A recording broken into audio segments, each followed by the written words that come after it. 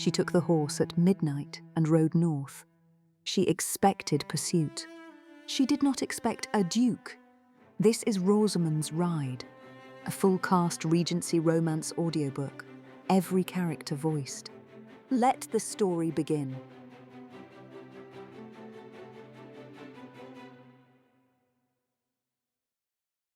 Chapter 1. The Flight.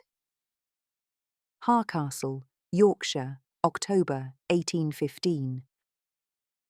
The night Rosamund Wyndham decided to ruin herself, the ballroom at Harcastle smelled of hothouse lilies and too many candles. She had thought about this day, in the abstract, for 6 months, had sewn £30 into her petticoat hem in October. On a grey afternoon, when her father came home from York with that particular brightness in his eyes, the brightness that meant he had either won at the tables or had convinced himself he was about to.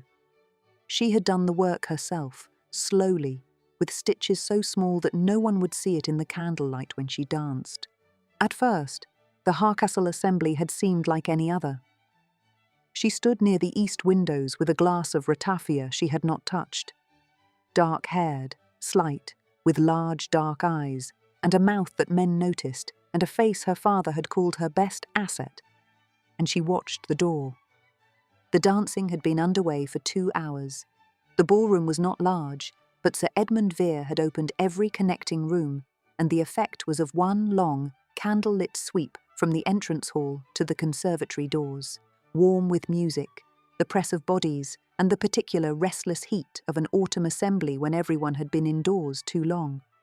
Rosamund knew most of the faces.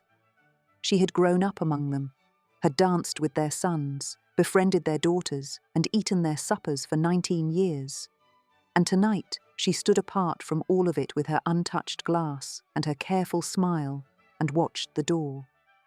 It was then that she noticed the Duke of Thorne.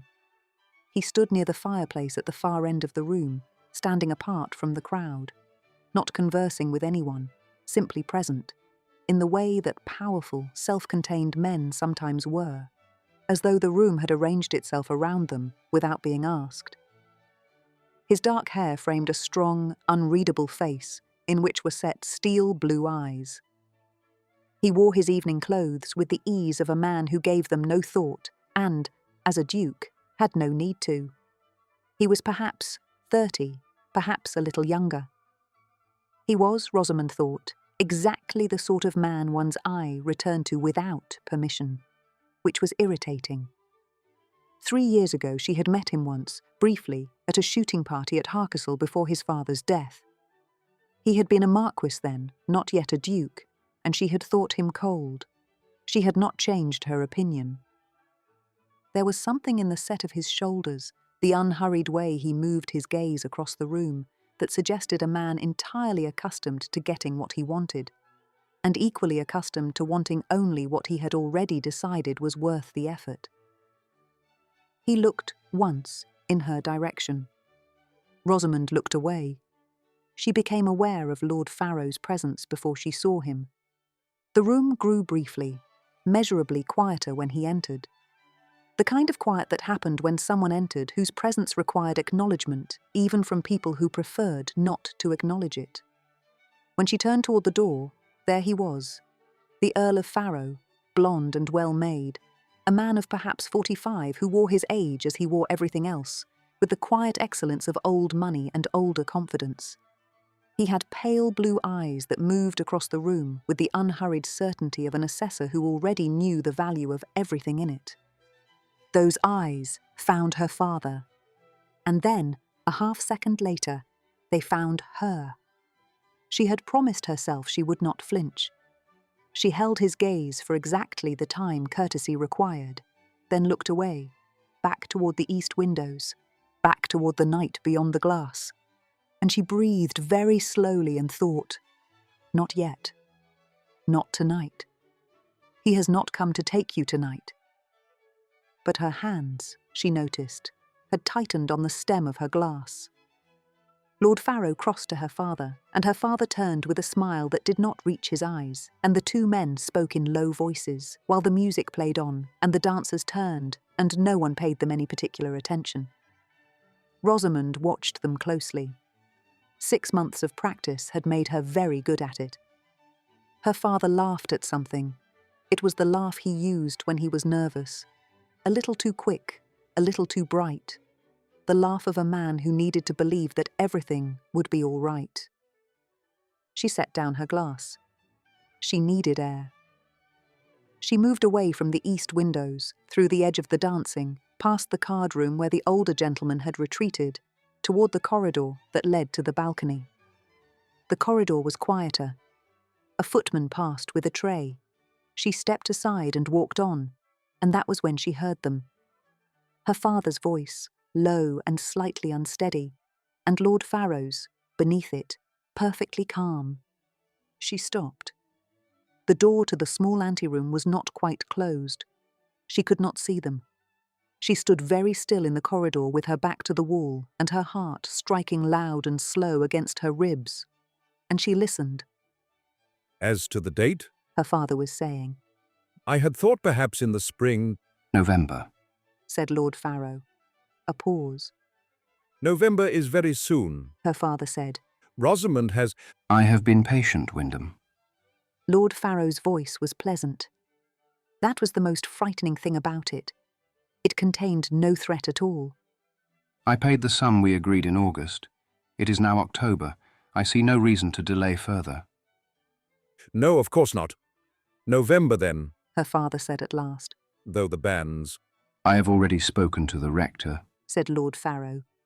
There was more. Something about settlements. Something about the journey south. But Rosamund had stopped hearing it. She was aware of the wall at her back, the music from the ballroom distant now, the curious lightness in her head that was not faintness, but near enough to it that she would not permit herself to wait and find out. She tried not to think of Lord Farrow. She had heard the whispers, the careful half-sentences passed between women at assemblies like this one, raised brows and lowered voices, 2 wives who had died under mysterious circumstances, and a parade of female staff who had fled in the night without a character and would not say why. She loathed the way his eyes moved over her. Not with desire exactly, but with the cool appraisal of a man examining something he had already purchased. The way he took every opportunity to touch her, always entirely correct, always a moment too long, and left her wishing the length of England between herself and him. According to what she had just heard, she would be his wife in 4 weeks. Her hand went to her throat, to the cool weight of the pearls she wore, and she thought of her mother, dead 12 years, and tried to remember her face. With one hand against the wainscot, she steadied herself, then walked back down the corridor without running, because running would be noticed, and through the kitchen passage where the smells of roast meat and hot gravy and wood smoke replaced the lilies of the ballroom, and past the kitchen itself where the cook was directing 3 girls in an atmosphere of controlled crisis. She hurried through the scullery door, pausing only at the row of pegs beside it to take a dark wool cap, too large for her, and tug it over her head, then rushed into the night. The cold hit her like a hand pressed flat against her face. She stood in the kitchen yard and breathed it in, cold and stone, and somewhere beneath it the smell of horses. And she looked up at the sky, clear and cold, the moon full above the moor, and she thought, 4 weeks. No, I will not marry him. Knowing she would leave one day was one thing. The moment of realization, that it was now, that it was tonight, was something else entirely. She was grateful for the £30 sewn into her petticoat hem, but it did not make up for the absence of a warm cloak. She had only the thin silk wrap from the ballroom, and the night was colder than she had anticipated. She looked toward the moor and tried to calculate the distance to the nearest village, and in which direction, when a low whinny carried across the yard. A horse. The stables stood opposite. She approached, quiet and cautious. They were lit within, faintly, and she could hear the shift and stamp of animals in the dark, the occasional blow of breath. She was an excellent horsewoman. Her father had given her that, at least. She could hear a conversation somewhere, towards the back between the Harcastle grooms, in the low murmur of young men, with time to fill. She slipped past the first stall.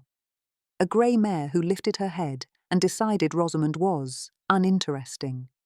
And the second, an older gelding who did not stir, and stopped at the third. He was magnificent and powerfully built, 17 hands at least, and black as the night outside, with an eye that caught the lamplight and reflected it back at her with what she chose to interpret as intelligence, rather than malice. He was watching her, the way that very large, very self-contained creatures sometimes did, without alarm, without particular welcome, simply taking note. Hush. I am not going to hurt you, and you are not going to hurt me. We have an agreement, she said softly. She put her hand flat to his nose, the way her father had taught her, and felt him breathe against her palm, hot and grass-scented and alive. He did not bite her. She took it as encouragement. His tack was on the rail outside the stall, saddle and bridle both. It was heavy, and she was in an evening gown, and her arms were shaking slightly, cold or fear, or both. But she had saddled horses in worse conditions, and she did it quickly and quietly. And when she was done, she stood for a moment with her forehead against his neck and breathed. Edinburgh, she thought. Aunt Margaret. She is old, and she barely knows me, and she may turn me away, but she might not. How far it was, or in which direction, she did not know. It was not much of a plan. She unlatched the stall and led him out, through the stable door and across the kitchen yard. He came willingly enough, which she took as a second encouragement. The scullery door opened and she froze. It was a young maid emptying a pot, who startled when she saw Rosamund, her eyes wide, taking in the evening gown and the horse. Rosamund put her fingers to her lips and shook her head. The girl held her gaze for a moment, then stepped back inside without a word. She mounted from the paddock fence, hitching her green skirts up with a practicality she suspected would have horrified society, and settled into the saddle. The horse shifted beneath her, a great, restless rolling of muscle, and then steadied, as though he too were making a decision. She touched her heel to his flank, and off they went.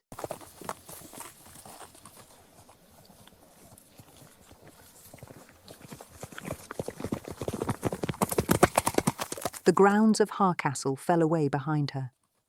The lights of the house shrank and were gone as she crested the first rise at a hard gallop, and then there was nothing ahead of her but the dark and the wide Yorkshire road and the rushing weight of the cold October night air against her face, and her mount beneath her, moving like a tide, powerful, rhythmic, entirely sure of himself. She was terrified and exhilarated in equal parts. For 6 months she had endured uncertainty. Now, at last, she was in motion. The moon was gone. The stars gave just enough light to see the road.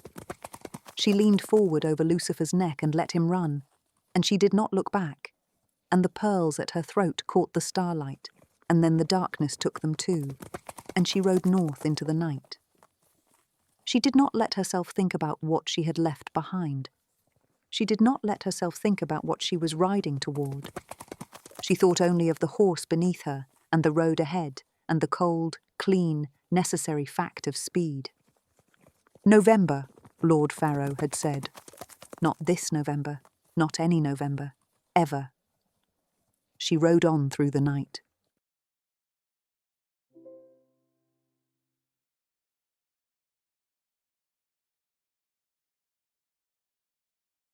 Chapter 2. Lucifer.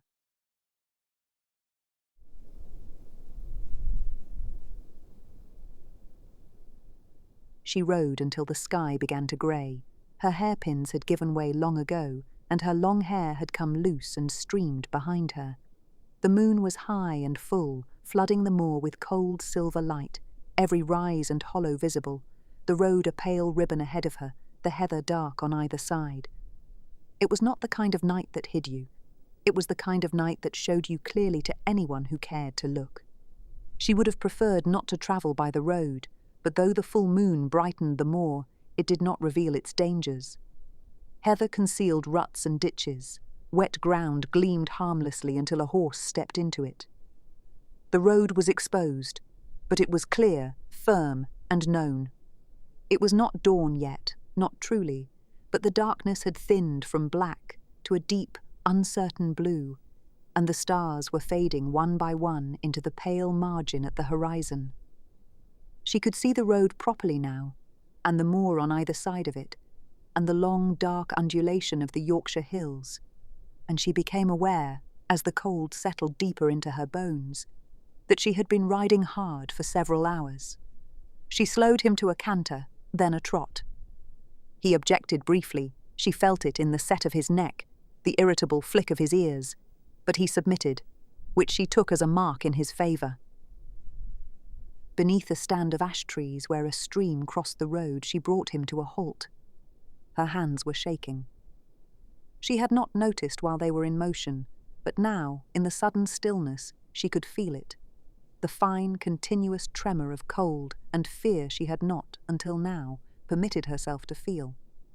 She dismounted carefully, her green skirts catching on the pommel as she slid down, and stood for a moment with one hand on the horse's flank to steady herself.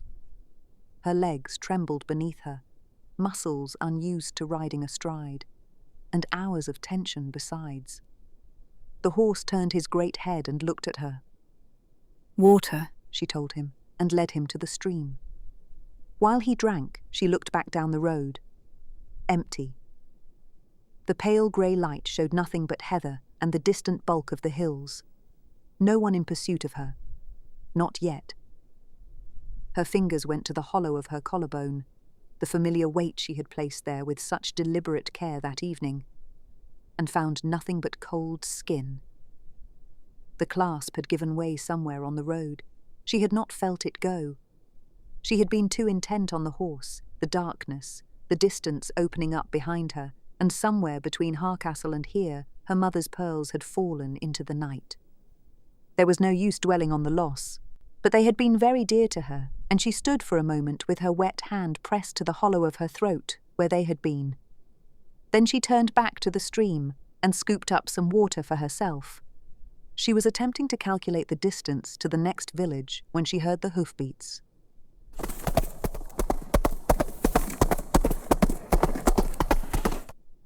A single horse, coming fast from the south. Too fast for the hour and the place.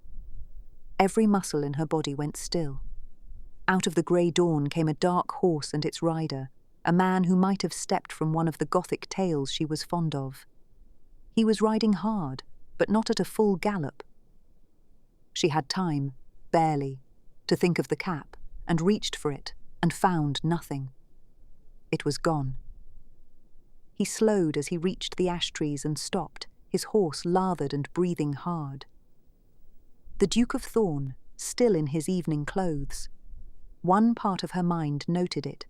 The rest was occupied with the simple fact that there was nowhere to run. For a moment, he looked at her across the road.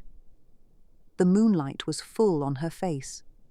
She watched him take in the evening gown, the wet slippers, the waist-length hair she had no hope of concealing, and the precise moment his expression shifted from uncertainty to recognition. Lady Rosamund Wyndham. It was not a question. On horseback, in the grey pre-dawn light, with his jaw set and his steel-blue eyes fixed on her, he was considerably more imposing than he had been at the Harcastle ball. Get away from that horse. His voice was quiet. She was already learning that this did not indicate calmness. He was thirsty. I stopped to let him drink. He looked at her for a moment. You stopped. He said, with the careful precision of a man keeping a firm grip on himself. To water a horse you stole. I prefer to think of it as borrowed. He was off his horse in a single motion. She barely saw it happen, and across the road before she had taken more than one step back. His hand closed around her wrist. He drew her away from the horse's side with a controlled force that stopped just short of hurting her and made very clear that he could. He was looking down at her, half a head taller, she noted, with the part of her mind still capable of noting things, and his eyes this close were a dark, storm-shadowed blue. Why did you steal my horse? She was very aware of his hand around her wrist. I did not steal it. I borrowed it, and I had my reasons. You also took my saddle. Her eyes went to the horse, then to him, then back to the horse. The extraordinary black animal who had come willingly out of his stall for her and carried her north through the dark without once attempting to kill her. His name, said the Duke of Thorne, watching her face. Is Lucifer. She had known who he was. She had not known, had not stopped to think whose horse she had taken. Oh, she said. It was not, she felt, her finest moment. He released her wrist, not because she had pulled away, she had not, and pressed one hand flat against his brow and stood very still for a moment. At least you have good taste in horseflesh. He was the finest horse in the stable. I knew that much. That is a point in your favour. He lowered his hand. Well, Lady Rosamund, what the devil possessed you to steal my horse? I am going to Edinburgh. The stream ran on. Lucifer cropped the grass, indifferent. In an evening gown, said the Duke of Thorne. On my horse, without a proper cloak, a maid, or, as best I can judge, any clear plan. I have a plan. Lady Rosamund. His voice had the patience of a man to whom patience was not entirely natural. You are standing beside a stream in dancing slippers on a Yorkshire moor. What you do not have, so far as I can tell, is any reasonable means of reaching Edinburgh. He looked at her. What happened? She had not prepared for that quiet, careful question. Down the road she looked, south, toward Harcastle and everything she had left behind. I overheard my father and Lord Farrow in the anteroom. Lord Farrow has already paid my father for the privilege of marrying me. The wedding is to take place in 4 weeks.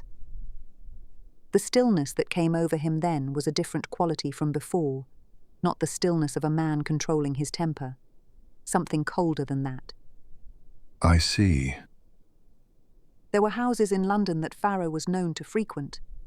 The women there had no recourse and no one to speak for them, and what was done to them stayed within those walls, except when it reached other men, through other channels. He had heard of it. He looked at her, young and afraid in the grey October dawn, and something settled in him with the cold certainty of a decision already made. She looked back at him. His face had settled into that strong, unreadable expression she had observed from across the ballroom. His eyes were doing something she could not quite name. I would be grateful if you would allow me to continue. You may have Lucifer back this moment. I never intended to keep him, but I cannot go back. No. The word landed quietly and did not move. You have no right to stop me. Lady Rosamund. Something in his voice, not quite amusement. I meant that you cannot continue north alone. Not as you are. I am more capable than you think, Your Grace. I have funds. Whatever funds you carry, it will not be enough. I passed 2 men at the Thirst Crossroads. They had stopped at the inn there. A pause. They asked if I had seen you. She looked at him, this large, self-contained man, and tried to understand what he was. He reached for Lucifer's reins. Come, we cannot stay here. Come where? He looked at her, storm blue eyes, steady and direct. Why are you helping me? Because Lord Farrow is not a man I would wish any woman married to. And because you stole my horse with considerable nerve, and I am not entirely without admiration for it. He did not look at her as he said this. I have a property 30 miles north. There is a housekeeper in residence. You will have a woman to receive you. After that, we will determine what is to be done. She looked at him. A duke, which meant power. A stranger, which meant risk. She had no way of knowing what his word was worth. He reached into his coat and held something out. Her mother's pearls lay across his palm. She could not speak for a moment. I found them on the road, 1/2 mile south. She took them. The clasp was broken. She closed her fingers around them and let the memory of her mother embrace her.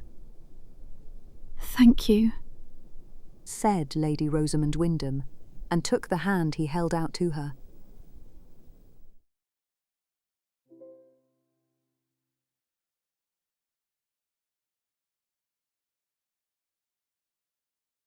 Chapter 3. The Fleece. The temptation to sleep was almost overwhelming. Rosamund did not permit it. She had not fallen off a horse since she was 7 years old, and she was not going to begin now. But she came close, twice, in the grey light of early morning. Close enough to feel herself sway in the saddle, close enough to grip the bay's mane and recite to herself, with quiet ferocity, all the reasons she could not afford to arrive at an inn-yard unconscious, on a horse. The horse, for his part, seemed to understand. He settled into a long, easy walk, and she rode in the particular stillness of someone held upright by will alone. The inn is only a few miles. The Duke called from Lucifer beside her. Rosamund was too tired to reply. The Fleece Inn was a small stone building set back from the road, its yard already busy with the early business of morning. A groom came out for the horses. The Duke dismounted first, then turned to assist her. Her legs, when they finally met the ground, did not even feel like legs. Standing in the inn-yard, in her mud-hemmed evening gown, she said nothing. The Duke spoke to a groom in a low voice. Coins changed hands. 2 stable lads emerged to take the horses, and she heard him give instructions for an oat mash and a rub-down for both animals. The Duke secured them a private parlour at the back of the inn, off the kitchen passage. Not a grand room, but warm, with a fire already lit and a window that looked onto a kitchen garden. There was a table, 2 chairs, and a wooden bench with a faded cushion. Rosamund sank gratefully into a chair.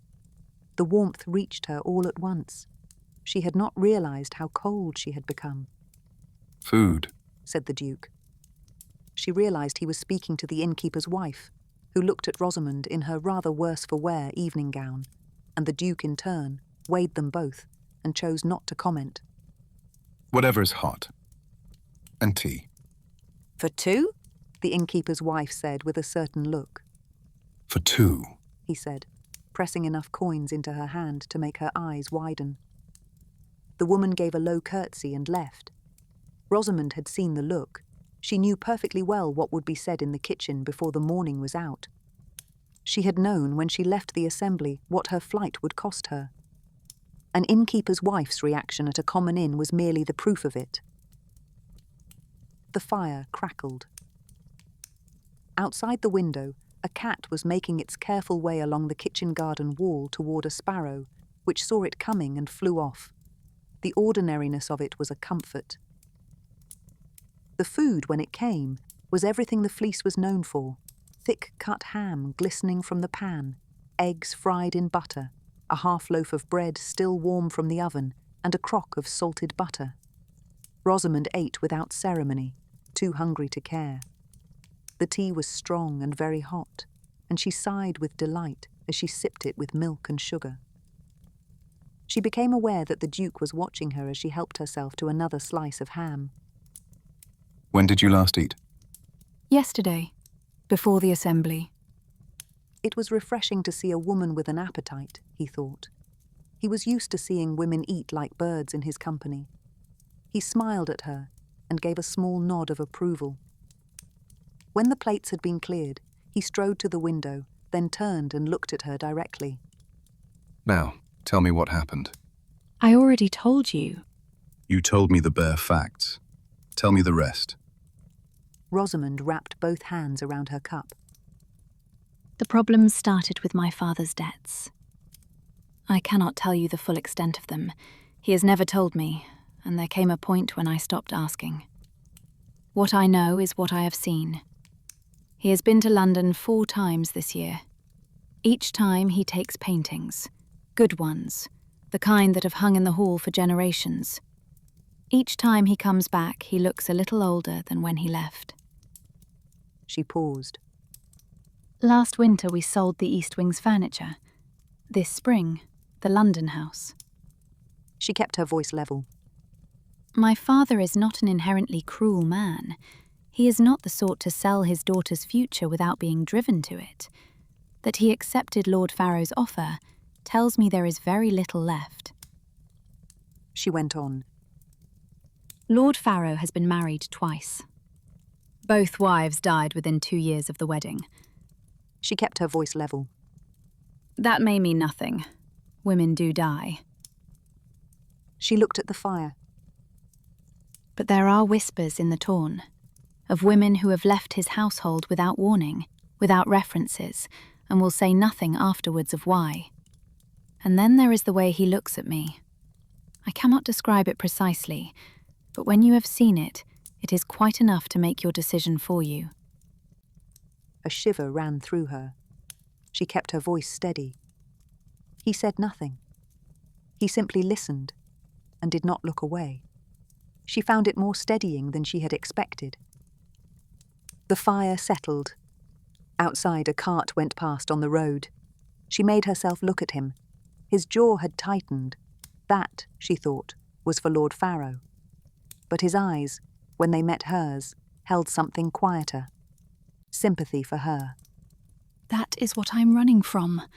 What a man like that does once he has his wife behind closed doors and no one looking.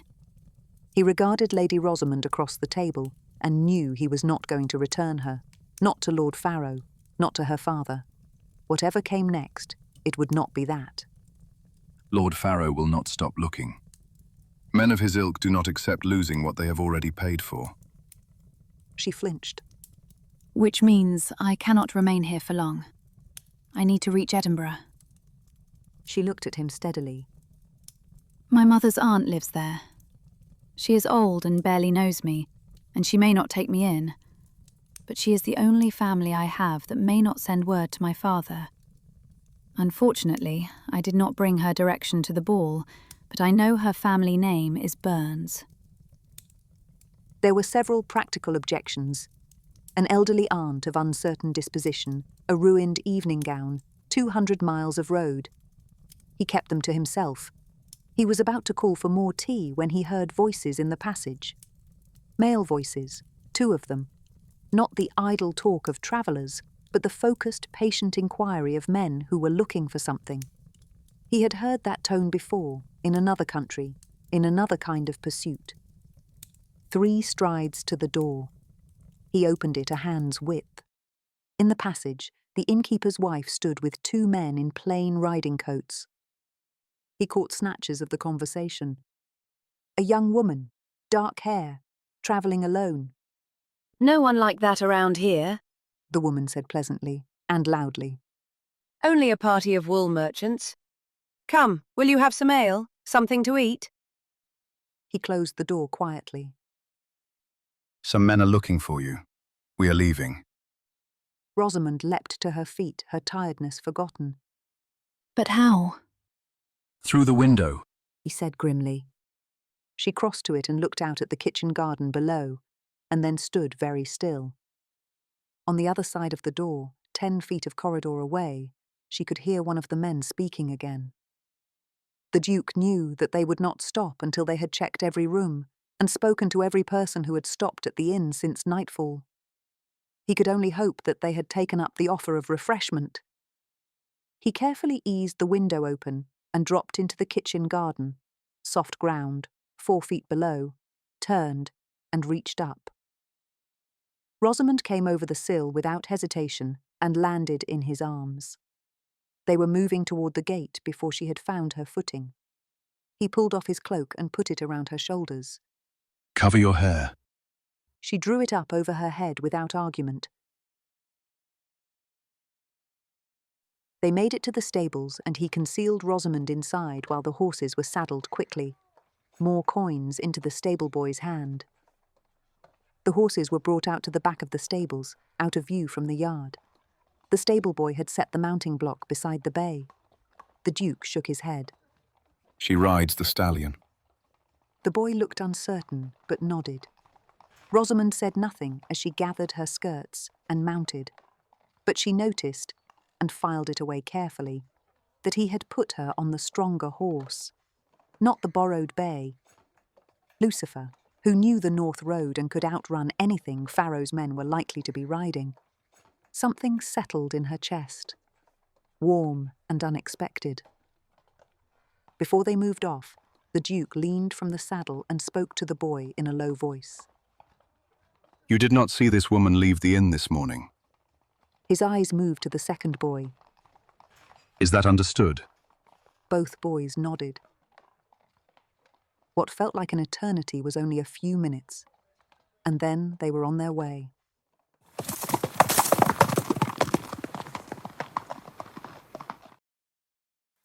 The cold hit her like a wall after the warmth of the inn.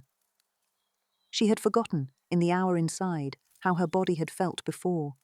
The soaked slippers, the gown that had been wet and dried and was now soiled and damp with the kitchen garden mud, the deep, settled chill that lived somewhere between her shoulder blades and refused to leave. Lucifer moved beneath her like something certain, and she fixed on that, his rhythm, his warmth, the uncomplicated fact of forward motion. We cannot take the road. Not with those men behind us. There is a track across the moor, longer and harder going, but it keeps us clear of them. What is your estate called? Thorncroft. And how far is it? 25 miles, at pace. She was entirely in his hands now. Whatever kind of man he proved to be, she would find out at Thorncroft. She found she was not afraid. Then we had better make haste, said Rosamund, and gave Lucifer his head.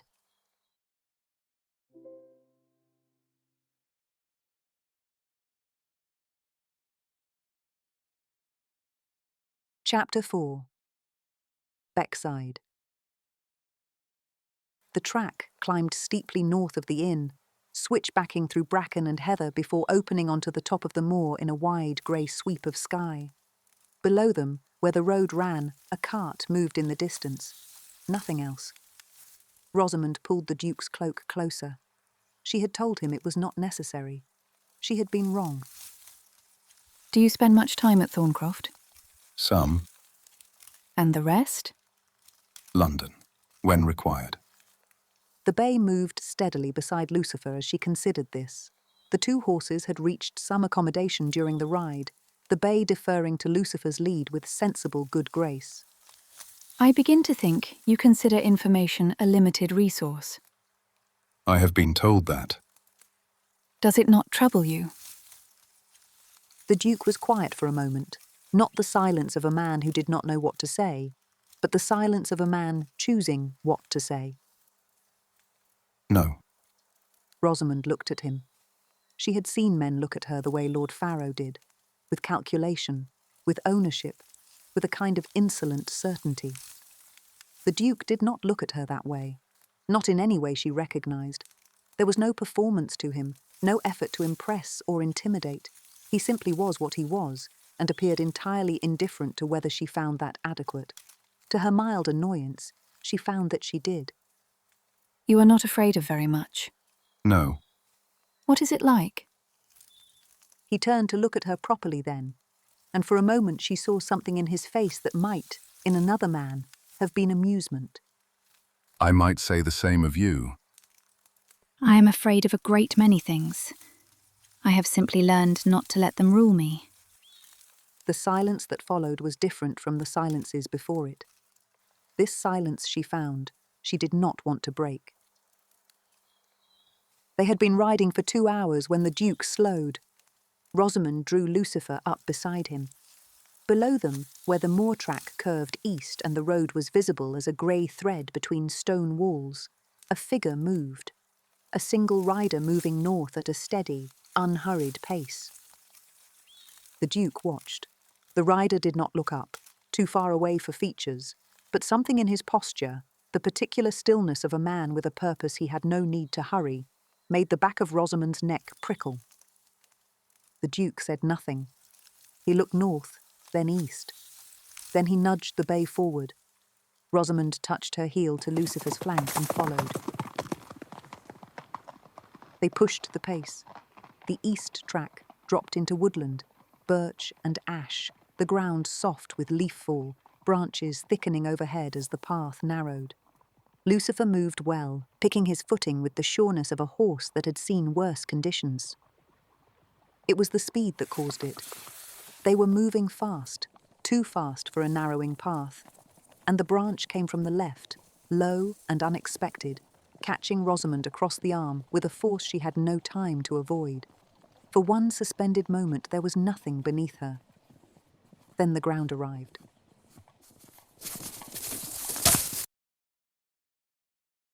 She was aware of the impact, of breath gone, of cold leaves against her face, and then, almost immediately, of the Duke's voice, taut in a way she had not heard before, shouting out her name.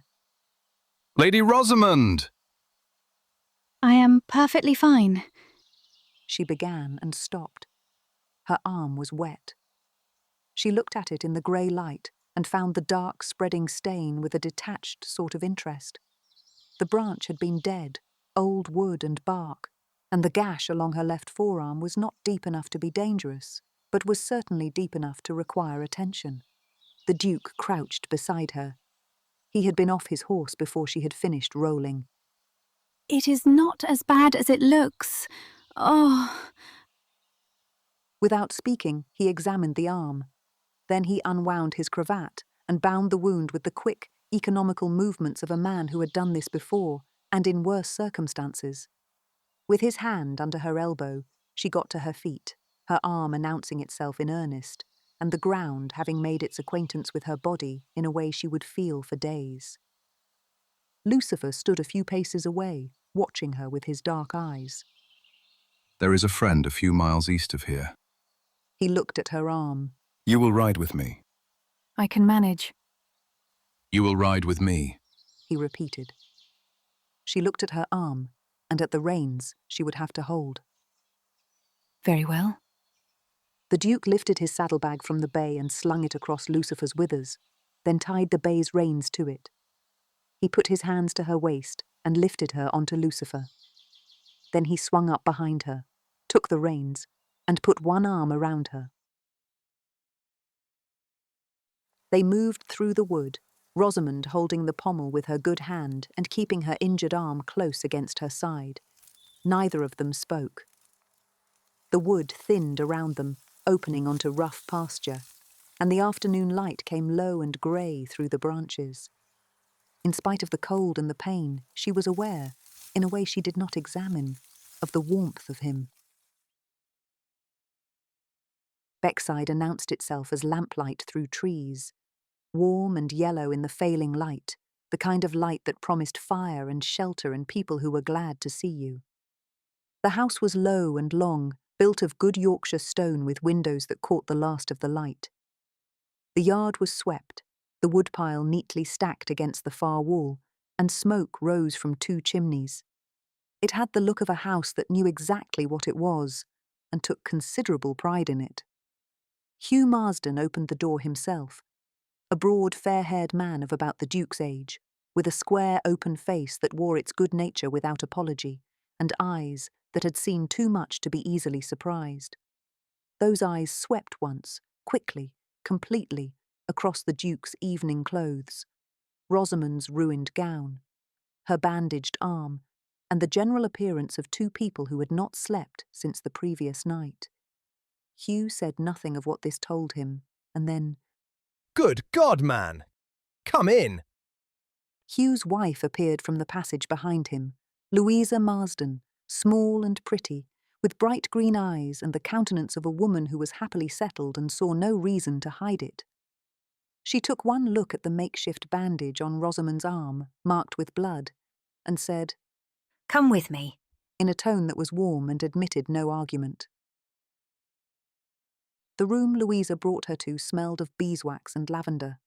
She called for a maid to build up the fire, then without comment, she removed the makeshift bandage, though her hands paused briefly on the fine white linen, and something in her expression suggested she had noted exactly what it was.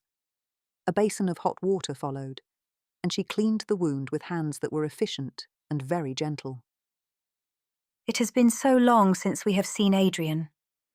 Louisa smiled and tied off the bandage with a neat knot. There, it will not require stitching. She looked at what was left of the evening gown. I will find you something to wear and have a bath drawn. A small pause. It is good to see him with someone. Rosamund opened her mouth to explain the precise nature of her acquaintance with the Duke, and found she did not quite know how to do it. We are not, She began. Of course. Said Louisa pleasantly, and went to see about both. Adrian. It was the first time Rosamund had heard his name. It suited him, she thought, though she could not have said precisely why. 2 boys carried up a deep copper tub with the quiet efficiency of a well-run household. After several trips for hot water, it was ready. Rosamund lowered herself into it and sat quite still for a moment, aware of something very close to tears, partly grief for what she had left behind, but also relief. 36 hours of cold and fear and endurance dissolving all at once in the steam.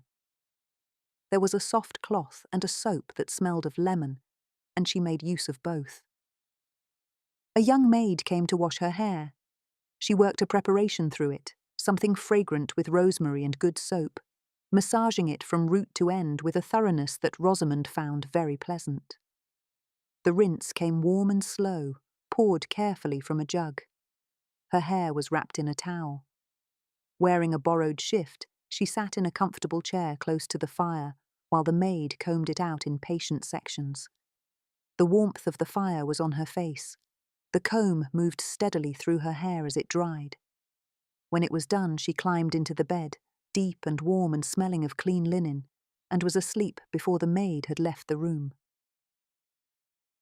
Some time later she came down to dinner in the borrowed wool dress, dark blue and warm, a few inches too short, but a considerable improvement over the ruined gown, and she was glad of it. Louisa had supplied hairpins. The maid had dressed her hair simply, but well. The Duke looked at her when she entered. The sleep had put colour in her cheeks and a brightness in her dark eyes, and whatever was in his expression when he saw her, she could not read precisely. But he did not look away, which she found she noticed. Dinner was laid in the small dining room, candle-lit, warm, and cheerfully disordered by a rather large pile of fabric at one end of the long table. Hugh glanced at the fabric. Still there, I see.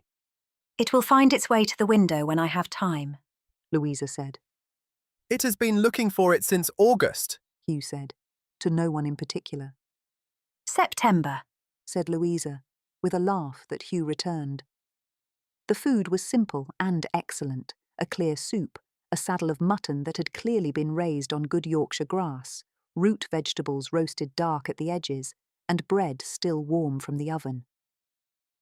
After the long day they had had, Rosamund thought she had rarely in her life enjoyed a meal so much, and said so, which pleased Louisa enormously. Hugh had produced a claret of considerable quality, and the conversation moved easily. He and the Duke fell into the shorthand of old soldiers, names and places traded in the low, economical way of men who had been there and did not need to explain it. Spain. The winter of 1812. Someone called Reeves, who had apparently done something in a vineyard near Salamanca that remained, by mutual agreement, unspecified.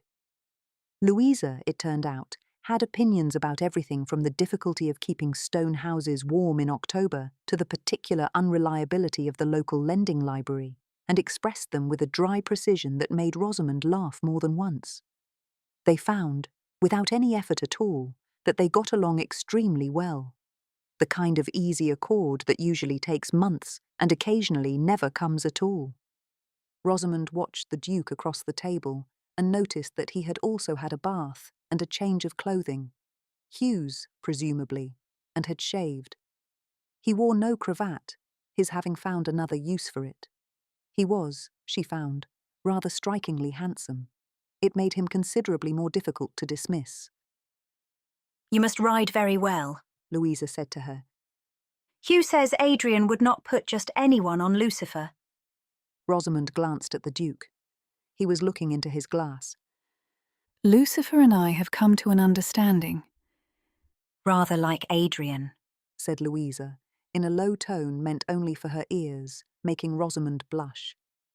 Louisa smiled, then immediately changed the subject.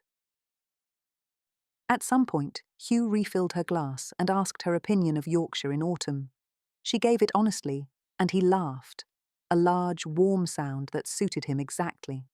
She found herself talking easily about nothing in particular, and discovered that nothing in particular was, at that moment, the finest thing in the world. It was towards the end of the meal that the door opened to admit a nursemaid carrying Master Marsden. 8-month-old Hugh had been named for his father, and had the same warm brown eyes, which fixed on Hugh Senior with immediate purpose. The baby reached out to his father delightedly, in expectation of a good bounce on his knee. Hugh obliged, with the unself-conscious ease of a man entirely comfortable making himself ridiculous in company. He is a fine boy, the Duke said. Hugh and Louisa received this with the quiet satisfaction of parents who know it to be true, and are nonetheless pleased to hear it said. Eventually, with Louisa's help to balance him against her injured arm, baby Hugh was deposited into Rosamund's lap. He regarded her with large, considering eyes. Rosamund tickled him under the chin, then made him laugh by hiding her face behind her hand.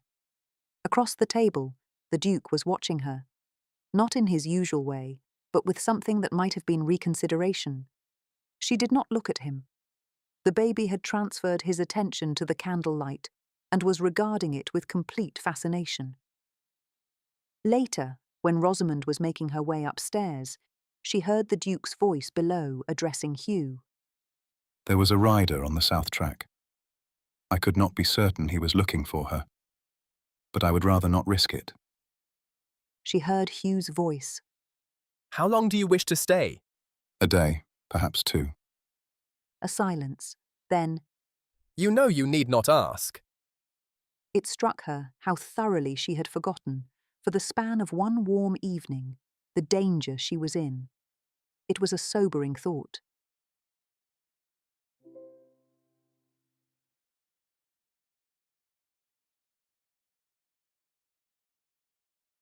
Chapter 5. Thorncroft. 2 days later, the morning was grey and cold, with frost on the grass and a thin mist lying in the hollows of the pasture.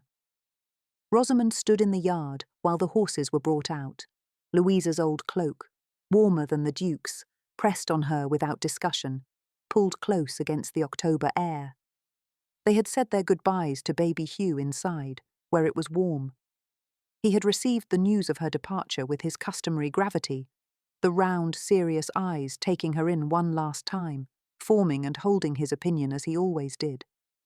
She thought she would miss his dear little face rather more than was strictly sensible. The leave-taking was brief. Louisa pressed a cloth-wrapped parcel into Rosamund's good arm, bread and cold mutton, practical as everything else about her, and held her hands for a moment. You will write. I shall. From Edinburgh, Louisa said, and held her hands a moment longer. Hugh and the Duke said their goodbyes in the way of men. Very little said. A handshake held a beat longer than necessary, something passing between them in a look that needed no words. Then the horses were moving through the gate and north along the track, and when Rosamund looked back, Hugh and Louisa were still standing in the yard, watching them go. Rosamund faced forward. Are we going to Thorncroft first or directly to Edinburgh? Thorncroft. He did not look at her. There are arrangements to be made. Your aunt's direction for one, I have the means to locate it. We can manage things from a position of considerably greater safety than the open road. She considered this. It was entirely reasonable. And after Thorncroft? One thing at a time. And what of Lord Farrow's men? How can we be certain they did not follow us here? Her hand moved involuntarily to her injured arm. well enough to ride, she had found, but not yet what it had been. Hugh has had men watching the roads. They have not been seen. The silence that followed was not uncomfortable. She had become, without quite knowing when, rather better at his silences. Is Thorncroft a very large estate? Yes, there are 40 members of staff. He paused. And my sister, You have a sister? Arabella. She is 12. Something softened in his expression. Small, but she caught it. She will be enthusiastic to have your company. It was, she found, a reassuring thought. They had ridden slowly, the pace her arm required, and it was past noon when Thorncroft announced itself first as parkland, ancient oaks in the October light, golden and still, with a river running through the hollows below. Then, at the crest of a long rise, the house came into view. It was very large, built in the previous century in honey-coloured stone that had weathered to a deep gold grey, with a long facade of tall windows and a portico that belonged to a house entirely confident of its own consequence. It sat in the landscape as though the landscape had arranged itself accordingly. Goodness! Yes. Said the Duke, with the indifference of long familiarity. The drive curved through the park, past a stone bridge over the river and through a second gate with a lodge whose chimney smoked cheerfully.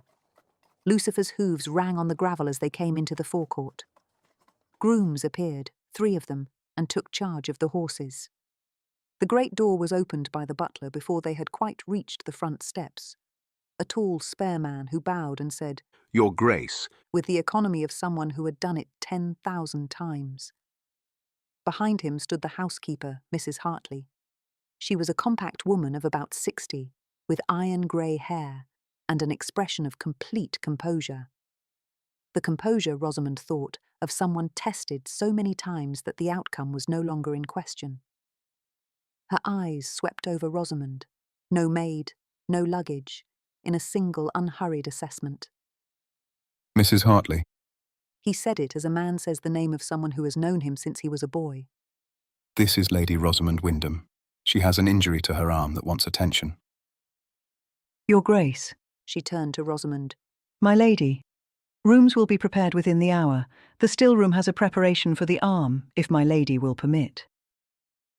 Then, from somewhere inside, came the sound of rapid footsteps and a voice, high, clear, carrying, calling, Is that Adrian? Miss Dodd, it is Adrian.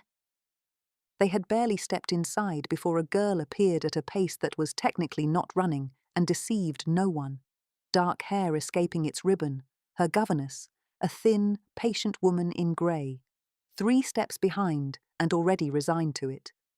You said you were going to London after the assembly. Miss Dodd, he said London. The Duke said nothing. He simply put his arms around her. Arabella.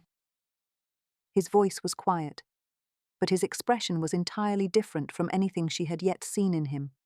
Open, warm, almost young. I am here.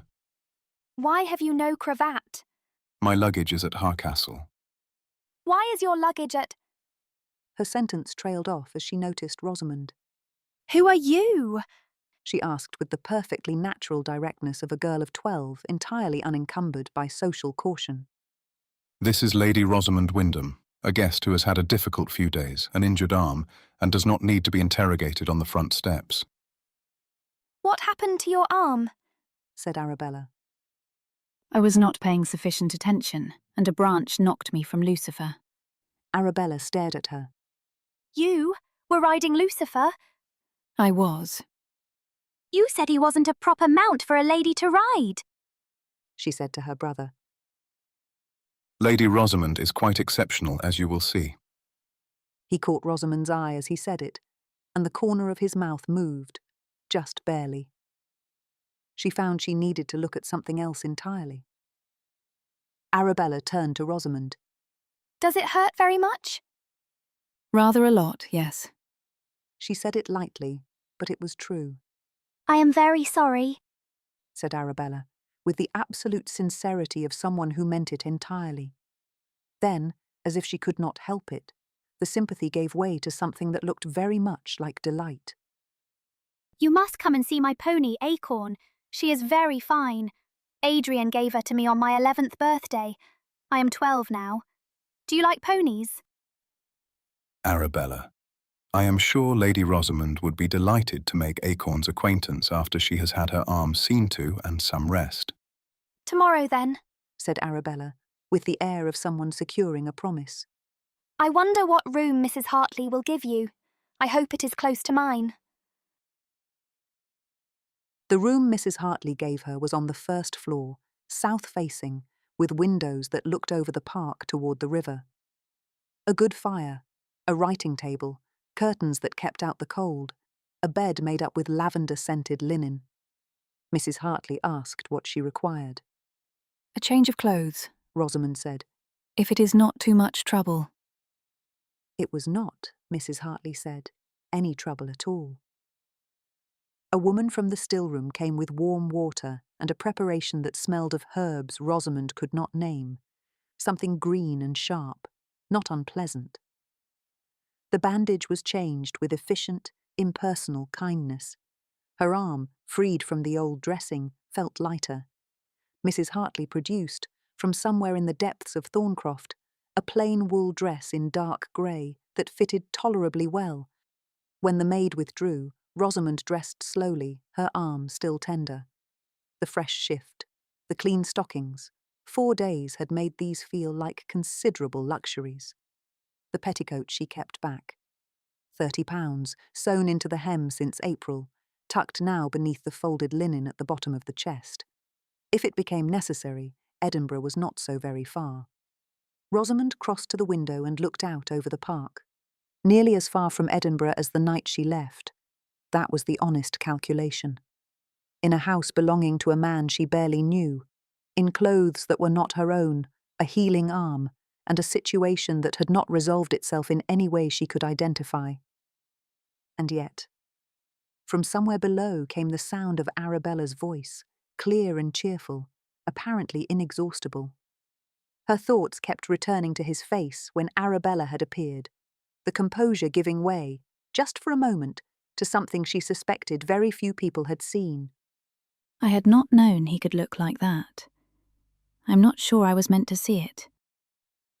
Outside, the park lay quiet in the October light. Dinner was laid in a smaller room than the great dining room. The Duke had ordered it so, she discovered, on his own initiative, and Arabella was permitted to join them, a concession that made the girl visibly triumphant. Miss Dodd says I must not ask about your circumstances, Arabella said, settling into her chair with the air of someone establishing terms. So I shall not. But I wish you to know I am very glad you are here, and I think you are very pretty. Arabella, said the Duke. That is not asking about her circumstances. Miss Dodd said nothing about gladness, or about being pretty. Rosamund looked at the Duke, who appeared to be studying the ceiling with considerable interest. I am glad to be here, Rosamund said. Thorncroft is very beautiful. Isn't it? Arabella said, with a proprietorial warmth that was entirely charming. Adrian never says so. He says it requires a great deal of upkeep. It does. But it is beautiful. Yes, it is. He raised his glass to Rosamund, just slightly across the table. She felt her face warm. Her hand found her wineglass. Later, in the quiet of the south-facing room with the fire burning low and the park dark beyond the windows, Rosamund sat at the writing table and thought about what came next. Edinburgh was still there. Aunt Margaret was still there. Lord Farrow was still there. Her father's debts were still there. And the agreement he had made with a man she would not marry. And yet the particular quality of the fear had changed. Not gone. She was not foolish enough to suppose it gone. But something in it had shifted. The open road in October in an evening gown was one kind of danger. This was something quieter and harder to name. Somewhere in this house was a 12-year-old girl who had been, in the hours since her arrival, more genuinely kind than most people managed in a considerably longer acquaintance, and who had promised her an introduction to her pony tomorrow. Somewhere in this house was the Duke of Thorne, who had given her his cravat for a bandage and ridden through the wood with his arm around her, and who had agreed that Thorncroft was beautiful while looking at Rosamund. He had promised to find her aunt's address. He had not said what would happen after that. Edinburgh, she thought, with rather less conviction than she would have liked. One thing at a time.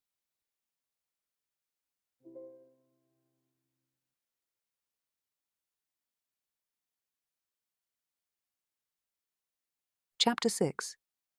At Home. Arabella appeared at her door at 8:30.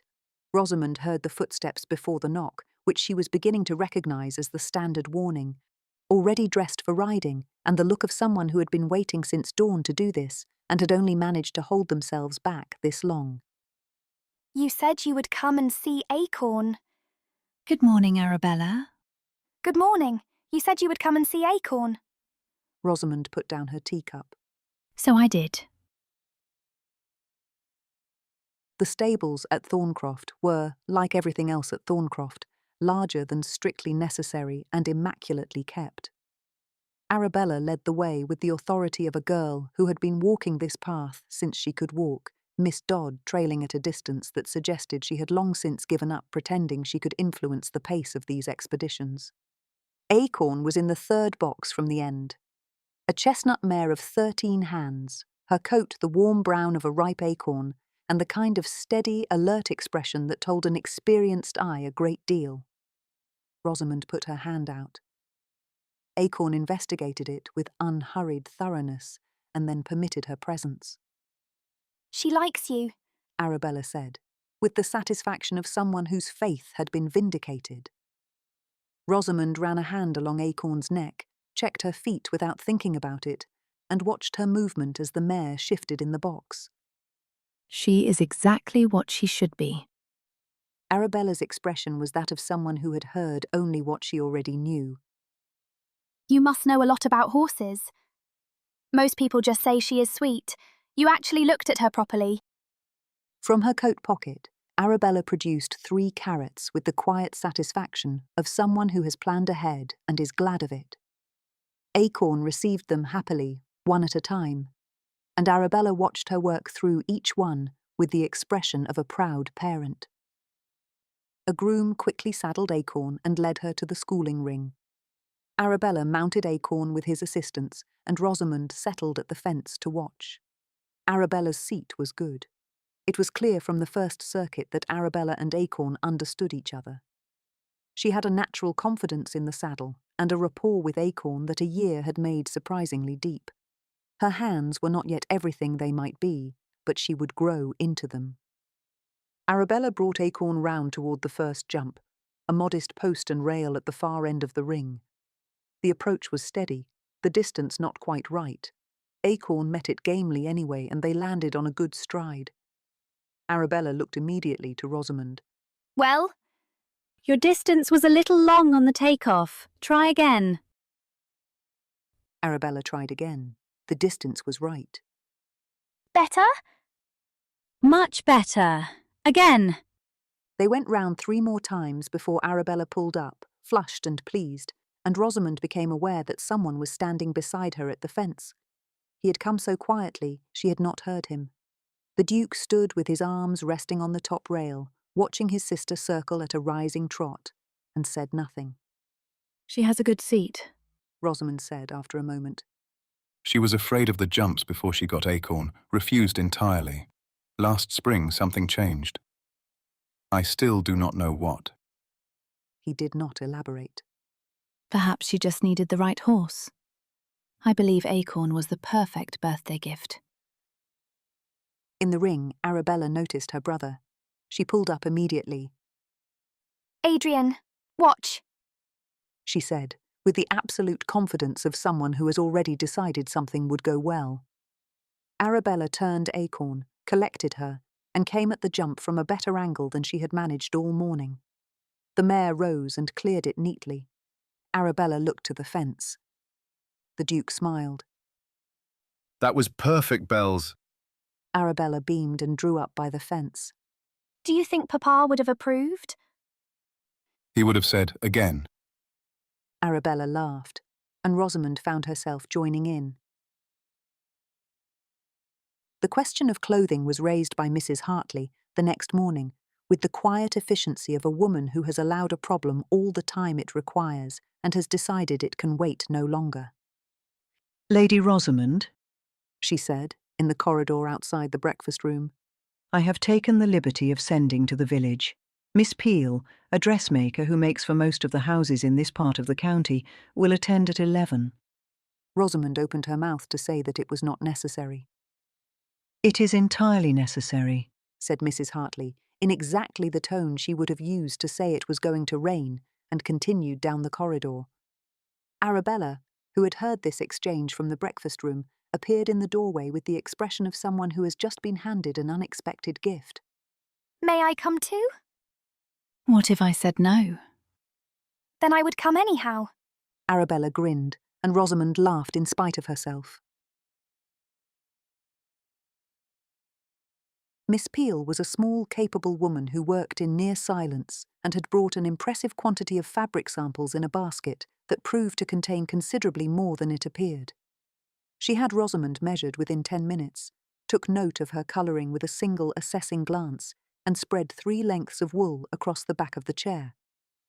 A morning dress, a walking dress, and a day dress to start. Something warmer if you are to be out much. That will be more than... And 2 evening gowns, said Arabella. Arabella. Adrian has people to dinner.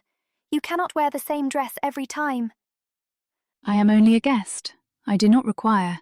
That amber one, said Arabella, pointing at one of the fabrics with complete authority.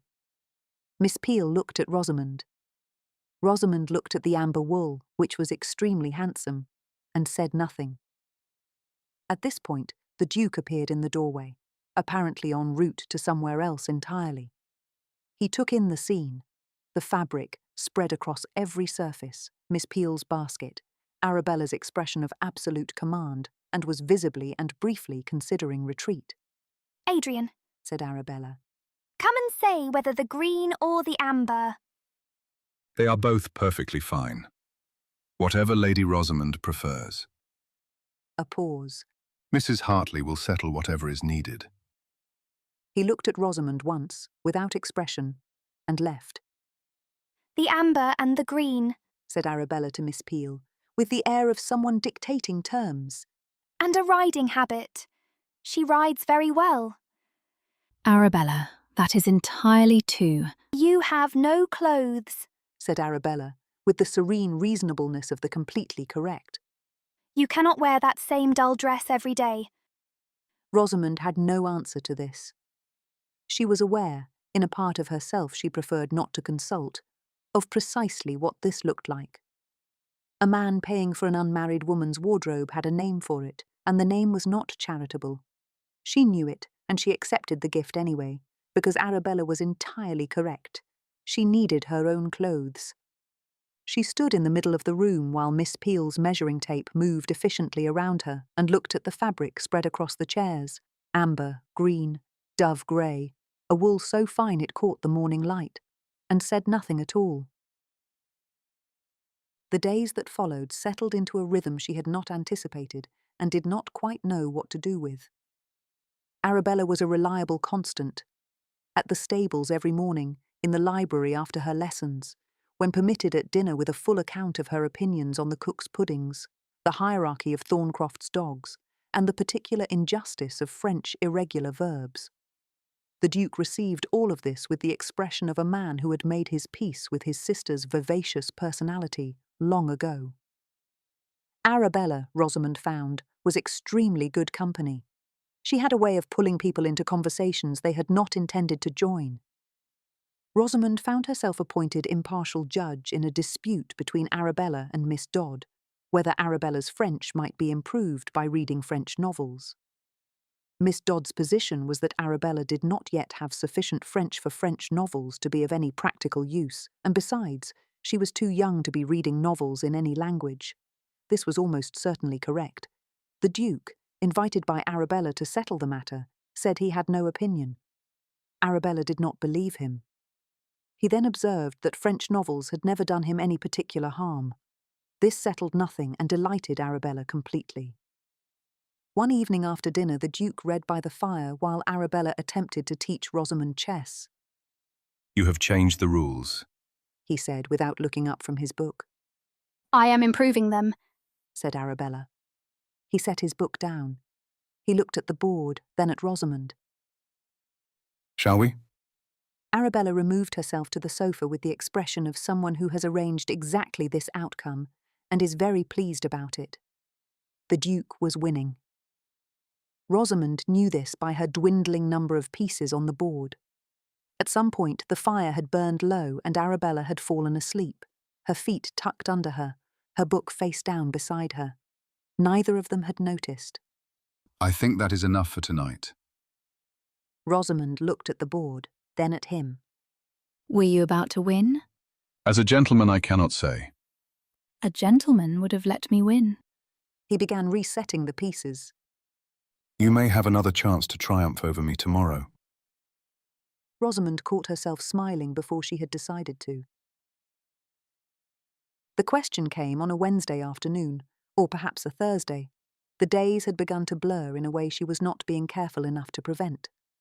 They were in the library, Arabella on the window seat with a book she was not reading, Rosamund at the writing table working on a letter to Louisa. How long are you going to stay? Arabella asked. She said it without approach or ceremony, the way she said everything, as though it had simply been waiting its turn. She did not look up from her book. Rosamund set down her pen. The honest answer was that she did not know, that she had arrived with no plan beyond the next hour, and the next hour had become a day, and the day had become a week, and she had not looked beyond it because looking beyond it meant thinking about what came after. Edinburgh. Her father's reply to the Duke's letter. The fact that she was here in a house that was not hers, in a life that was not hers, wearing dresses that had been made for her in wool the colour of autumn. I am not sure. Arabella looked at her.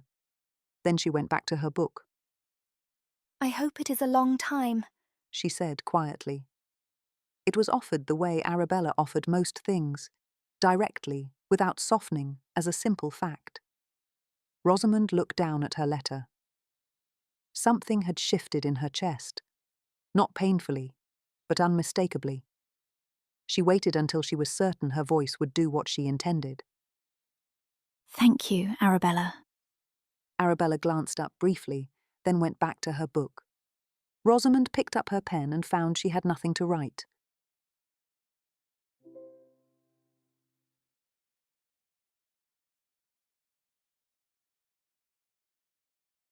Chapter 7. The Storm. Arabella had French that morning, which meant the house was quieter than it had become over the past week. The Duke had gone out early on estate business. Rosamund had heard his horse on the gravel from her room. She ate breakfast alone, the table laid as neatly as always, the coffee hot, a view of the park through the tall windows. The sky was the colour of pewter, low and still, with the particular quality of a morning that has not yet decided what it intends to do. She had grown accustomed, she realised, to the sound of Arabella on the stairs. After breakfast, she sat in the morning room for a while and did very little. The fire was lit. There was a book on the table she had been meaning to return to the library. She did not open it. She was not, she told herself, doing nothing. She was simply not doing anything in particular. At 10:30, she put on her coat and went out. The greenhouse was warm and still and smelled of earth and growing things, a different world from the grey morning outside. She had discovered it on her second day at Thorncroft and had returned most mornings since. The long glass panels, the orderly rows of late-season plants, the particular quality of light when there was no direct sun and everything was softly and equally lit. She stayed longer than she had intended. Rosamund walked back to the house by the garden path, taking the long way around. The morning had stayed grey, the air cold and still, with the particular stillness that precedes a change in weather. Her arm barely ached now. In another week, there would be nothing left to show for it. She came in through the front door and was crossing the hall when she saw it. On the table where outgoing correspondence was set to await collection lay a sealed letter directed to the Right Honourable Viscount Wyndham. Her father. Rosamund stood quite still for a moment. The Duke had spoken of writing to her aunt in Edinburgh. He had said nothing at all, about her father. Rosamund turned away from the table. The study door stood 2 inches open. From within came the Duke's voice, low, unhurried, the voice of a man in conference with his secretary or his man of business. Most of the words were indistinct. Only one passage carried clearly through the gap in the door. She cannot remain here indefinitely. The pieces arranged themselves with horrible clarity. The letter to her father, the voice through the door. He meant to send her back. Rosamund turned and went upstairs. She spent the morning in her room. In the afternoon Arabella came, and she went with her because she could not think of a reason not to, and because there was no use in thinking about what could not be changed until she had decided what to do about it. Arabella showed her the portrait gallery and explained at length which ancestors she found interesting and which ones she did not. Rosamund listened and said the right things, and thought about the road north. £30, a carrier to the nearest town, a coach to Edinburgh. It was not impossible. Dinner was the hardest part. The dining room was quiet without Arabella. No questions, no observations, no voice filling the spaces between courses. Only the two of them, and the candlelight, and the sound of rain beginning against the windows. Rosamund answered when spoken to and kept her eyes carefully elsewhere. Once, near the end of the meal, she was aware of his gaze resting on her a moment longer than it needed to. Rosamund reached for her wineglass. When she looked up again, he had turned away. She waited until the house had been quiet for an hour. The petticoat was where she had left it, folded at the bottom of the chest, with her £30 intact. She changed back into the dress she had arrived in, now freshly laundered. The grey gown from Mrs. Hartley she left folded on the chair. The amber and the green dresses she left hanging, Thorncroft's. She had thought, briefly, about borrowing a horse. There were many horses in the large stable to choose from, other than Lucifer. But the Duke had once accused her of being a horse thief, and she would not prove him right, not even now, not even to get away. The back stairs were unlit. She felt her way down 1 step at a time, one hand on the wall, listening to the house breathe around her. At the bottom, the service door was unbolted. In the yard, near the stables, stood a covered cart. She had noticed it that morning on her way back from the stables, and a quiet word with her maid had revealed that it would be heading to the village at first light. If she could slip out before the driver arrived and conceal herself beneath the canvas, she would be in the village long before anyone at Thorncroft thought to come to her room. It was not without risk. If the driver had cause to lift the canvas before he left, to add to the load, or simply to check it, the plan would end before it had begun. She allowed herself to consider this for exactly as long as it took to confirm that she had no alternative. Then she set it aside. She was halfway across the yard when the first rumble of thunder came. At dinner, he had told himself it was nothing, that she was tired, that it had been a strange few days and people were entitled to their silences. After dinner, he had bid Rosamund good night, gone to his study, and tried to read. At 10 o'clock, Mrs. Hartley appeared in the doorway on her evening rounds. Mrs. Hartley, would you look in on Lady Rosamund? I should like to know she has everything she needs. Of course, Your Grace.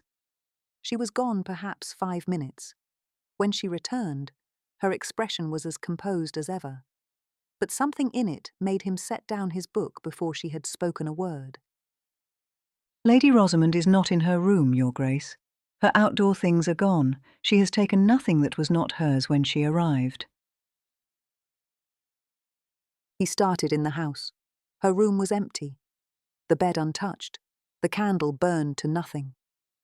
He checked the library, the morning room, the corridor to the kitchen. She was not in the house. He let that settle and found it settled badly. He stood for a moment in the doorway to the kitchen yard, rain driving sideways across the flagstones. Somewhere behind him a clock struck 11. He took the lantern from the hook by the door and went out. The garden first, the paths, the terrace, the greenhouse she had taken to spending her mornings in, dark and empty. He went on toward the stable block. The horses were restless in the storm. Lucifer put his head over the box door and regarded him with curiosity. All the horses were accounted for. She had not taken one. The yard was black and streaming with water, his lantern barely cutting the dark. A cart stood near the stables, its canvas shifting, once, then again, in a way that had nothing to do with the wind. He pulled it back. Rosamund looked up at him from among the sacks, wet through, with the expression of a woman who has been caught and knows it and has not yet decided what to do about that. A long moment passed. Lady Rosamund. Your Grace? A flash of lightning lit the sky. Will you come inside? I believe, said Rosamund, with such dignity as the situation permitted, that I would prefer to continue to the village. This cart is not going to the village. It is carrying supplies to the men working on the north wall. It will not leave the estate. A pause. Rosamund had nothing to say to that. He held out his hand. She considered it for a moment, and then she took it. The fire in the study was still burning. He brought her there and poured her a glass of brandy, which she did not refuse. Then he asked why she had tried to leave. She could have deflected. She considered it. And then she told him of the letter on the hall table, directed to her father. The voice through the study door, one sentence and nothing more. She cannot remain here indefinitely. The conclusions she had drawn, and the plan she had made on the strength of them. When she finished, there was a short silence. You would have left without a word. On the basis of one sentence. I had also seen the letter to my father. I was not working entirely without information. Something moved in his expression. She could not quite read it. Then he crossed to the desk. When he returned, he held a single folded sheet. This is a copy of the letter I sent to your father, he said, and held it out. She took it. For a moment she did not open it. Then she did, and read aloud. My lord, I write to you on a matter of some consequence, and I trust you will receive this communication in the spirit in which it is intended. It has come to my attention that your daughter, Lady Rosamund, is contracted to marry Lord Farrow, and that a debt owed by your estate forms the basis of this arrangement. Before any such matter can be considered settled, I believe it my duty to acquaint you with certain facts regarding Lord Farrow's character, which I think you will wish to know. 4 years ago, Lord Farrow was engaged to Miss Frances Fenton, daughter of Sir James Fenton of Derbyshire. That engagement was dissolved at considerable financial cost to the Fenton family, following conduct on Lord Farrow's part which caused Miss Fenton to refuse, absolutely and irrevocably, to proceed with the marriage. The particulars of that conduct I am prepared to set before you in full, should you wish to examine them. I have them on reliable authority, and am prepared to provide documentation. I write further to make you the following offer. I am prepared to discharge your debt to Lord Farrow in its entirety, on the single condition that you withdraw your consent to the proposed match and release Lady Rosamund from any obligation toward him. No other condition is attached to this offer. You will be under no obligation to me. I trust, my lord, that you will give this matter the consideration it warrants. I remain, my lord, your most obedient servant, Thorne. When she reached the end, she did not speak immediately. The fire burned. The rain moved on the windows. You say you are prepared to provide proof. Do you have it? Not yet. I have the account on reliable authority. Obtaining something that cannot be questioned, something he cannot discredit, will take a little longer. I mean to secure it. You did not tell him where I was. No, I did not. He will suspect it. Yes, he will. It must be faced, sooner or later. What I heard through the door Was the tail end of a longer conversation with my secretary about the fact that there are decisions that will need to be made before the week is out. It was not about you, or rather, it was not only about you, and not in the way you thought. Rosamund looked at the fire. I should have spoken to you before drawing conclusions. Yes, you should have. It was not said unkindly. She almost wished it had been. She nodded, suddenly very tired. At the door, she stopped. I am sorry for not trusting you. Something in his expression shifted, just slightly. Do not apologize. You have had little reason until now to trust the men around you. She lay awake for a long time. That a man whom she had barely known would offer to discharge that debt in full, without being asked and without condition, was something she had no framework for. And then she thought of how he had appeared, with a lantern in the rain, to find her. She fell asleep before she had finished thinking about it.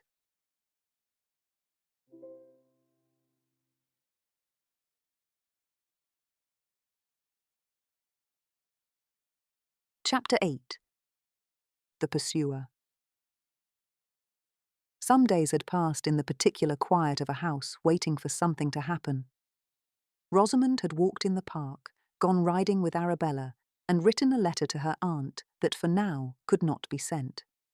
The Duke had made inquiries, and until a direction came back, there was nothing to do but wait. Thorncroft had a rhythm to it. Breakfast, mornings in the greenhouse, Arabella at her lessons until 3, and at liberty afterward. Then dinner. And she had fallen into that rhythm as one falls into any pattern that offers itself. It was easier than thinking. The Duke was occupied with estate matters during the day. At meals they were civil, and occasionally more than civil. There was a conversation about the park that genuinely engaged her, and another about the horses that Arabella had started and never ended. But he had said nothing yet of what he intended for her. She was aware of it between them whenever they were together. The thing not said, waiting. One morning, a letter was brought to him at the breakfast table, the first time she had known it to happen since arriving at Thorncroft. He read it without expression and said nothing. She did not ask. That silence, too, settled into the weight of everything between them, left unsaid. A few days later, the Duke's solicitor arrived from York. His name was Mr. Makepeace, a compact man, precise in his dress and his movements, who had managed the Thorne estates for 11 years, without once being surprised by anything. That had ended. The difficulty, Makepeace said, spreading the relevant papers across the desk, is that Lord Farrow is technically correct. The betrothal agreement is independent of the debt. Your offer to discharge the debt is gracious, Your Grace, but it does not dissolve a signed contract. Lord Wyndham would need to formally withdraw his consent, and even then, Lord Farrow could pursue a breach of promise action against him regardless. Could he win it? asked the Duke. He could make it expensive. A pause. And unpleasant. Viscount Wyndham does not, by all accounts, enjoy unpleasantness. There is also the matter of the Fenton engagement. Were that information to become known, Lord Farrow might find it prudent to withdraw rather than invite scrutiny of his own conduct. Adrian was quiet for a moment. I will need to speak with Lord Wyndham in person. Yes, Your Grace. Makepeace gathered his papers. I would not delay. Lord Farrow strikes me as a man who moves quickly when he has reason to. The morning after Makepeace departed, a carriage appeared in the forecourt. Rosamund and Arabella were returning from the stables when the carriage came into view, dark, well appointed, with 2 outriders and drawn by 4 matched bays. Thorncroft did not often have visitors. Rosamund stopped on the gravel path. Something cold moved through her. Arabella had already moved forward, drawn in by the horses. Oh, look at them. Are they not beautiful? She glanced back at Rosamund. They are all matched exactly. Indeed, Said Rosamund. She was not looking at the horses. A footman met her at the front door. His Grace would be glad of your presence in the drawing room, my lady. Arabella looked up at her. But we were going to do the paper shadows. later, Said Rosamund. I promise. Arabella went upstairs. From within the drawing room came the sound of voices, one of them the Duke's, low and controlled. The other she recognised at once. She hesitated only a moment, then drew herself up and opened the door. Lord Farrow stood by the fireplace. His eyes moved to her the moment she entered the room. His coat was superfine, perfectly cut, a man who had never needed to explain himself. Not what she would have called dangerous if she had not known better. His expression did not change. Lady Rosamund, I am relieved to find you well. It is a pity I cannot say the same. Lord Farrow, The Duke's voice was steady. you will state your business. His manner remained entirely pleasant. My business is straightforward, Your Grace. I have here a document of betrothal agreement signed by Viscount Wyndham, duly witnessed and dated. It is legally binding. Lady Rosamund is contracted to be my wife. I have come to escort her home. The Duke looked at him steadily. There may be a difficulty. Lady Rosamund is my fiancée. The words fell into the room like a stone into still water. Rosamund did not move. The declaration reached her slowly, as though from a great distance. His fiancée. And she had one clear, suspended moment in which she could have spoken. Could have said, "That is not so." Could have looked at Lord Farrow and said plainly, "There is no engagement. Whatever the Duke of Thorne has told you, I have agreed to nothing." She held her tongue. I was not aware Lord Farrow said after a moment. of a prior engagement. Nevertheless, she is engaged to me now. The Duke said. Lord Farrow looked at Rosamund as though the Duke had not spoken. Lady Rosamund, perhaps you would care to speak privately. Lady Rosamund has nothing to add. The Duke's voice had not changed. You are in my house, Lord Farrow. I suggest you remember it. A pause. Lord Farrow picked up his hat. I shall verify this engagement with Lord Wyndham before proceeding further. Your Grace's word carries considerable weight. I would not dream of doubting it. He paused at the door. But should it emerge that Lord Wyndham contracted his daughter while she was already pledged elsewhere, the recourse available to me will prove considerably more expensive than his debts. I am patient, Your Grace, and patience has its own rewards. You are welcome to attempt whatever recourse you consider appropriate. Lord Farrow bowed, to the Duke first and then to Rosamund, as was proper. Lady Rosamund, I look forward to our next meeting. She did not say a word. The door closed behind him. The silence that followed was a different thing entirely. The drawing room was quiet. Outside was the sound of Farrow's carriage on the gravel, retreating. I owe you rather more than an explanation. The Duke said. Yes, Said Rosamund. you do. The Duke crossed to the window and stood looking out over the park and began to speak. Her father had accepted the offer to settle the debt and written back to say so. but Lord Farrow had made clear the betrothal contract stood independently and could only be dissolved with his consent, which he had declined to give. The Duke feared what came next. Now that Farrow knew precisely what was intended, he would go to her father directly and apply every pressure available to him. Why did you not tell me when the letter came? There was nothing to be done until Makepeace had seen the papers. She looked at him. That does not mean that there was nothing to tell. He did not reply, which was, she thought, answer enough. What you said to him about us being engaged, is it certain? Yes. Yes, I shall need your father's formal consent and a special license. I intend to reach him before Farrow does. She looked at him directly. There is one more thing you require, Your Grace. What is that? My consent.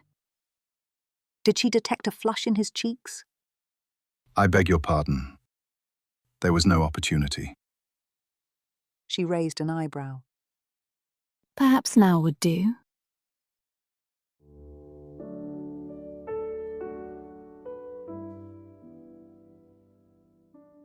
He crossed to where she stood, and then, to her considerable surprise, he went down on one knee and took her hands in both of his. Lady Rosamund, He looked up at her.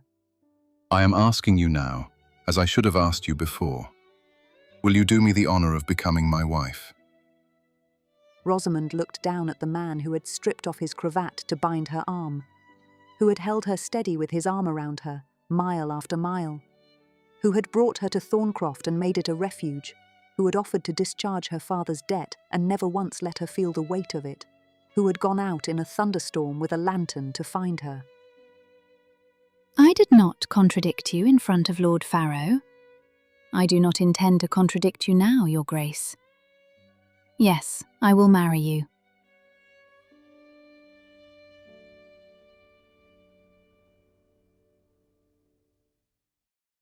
She smiled. He rose. He was still holding her hands. For a moment, neither of them spoke. It occurred to Rosamund that she was engaged, properly, willingly, to this man, and that the drawing room looked exactly the same as it had 5 minutes ago, which seemed improbable. I ought to have asked you sooner. Yes, you should have. But I find I do not mind how it was done. Something shifted in his expression. Not quite a smile, but near enough. I confess I found the expression on Lord Farrow's face rather enjoyable. As did I. Arabella will be delighted. Rosamund smiled. I have always longed for a sister. Now it seems I am to have one. For a moment, neither of them moved. Then the Duke set down her hands. Farrow will go directly to your father. We need to reach him first. We leave within the hour. 20 minutes was all the packing took. At the bottom of her trunk she placed her mother's pearls, wrapped carefully in a handkerchief. Then she went downstairs.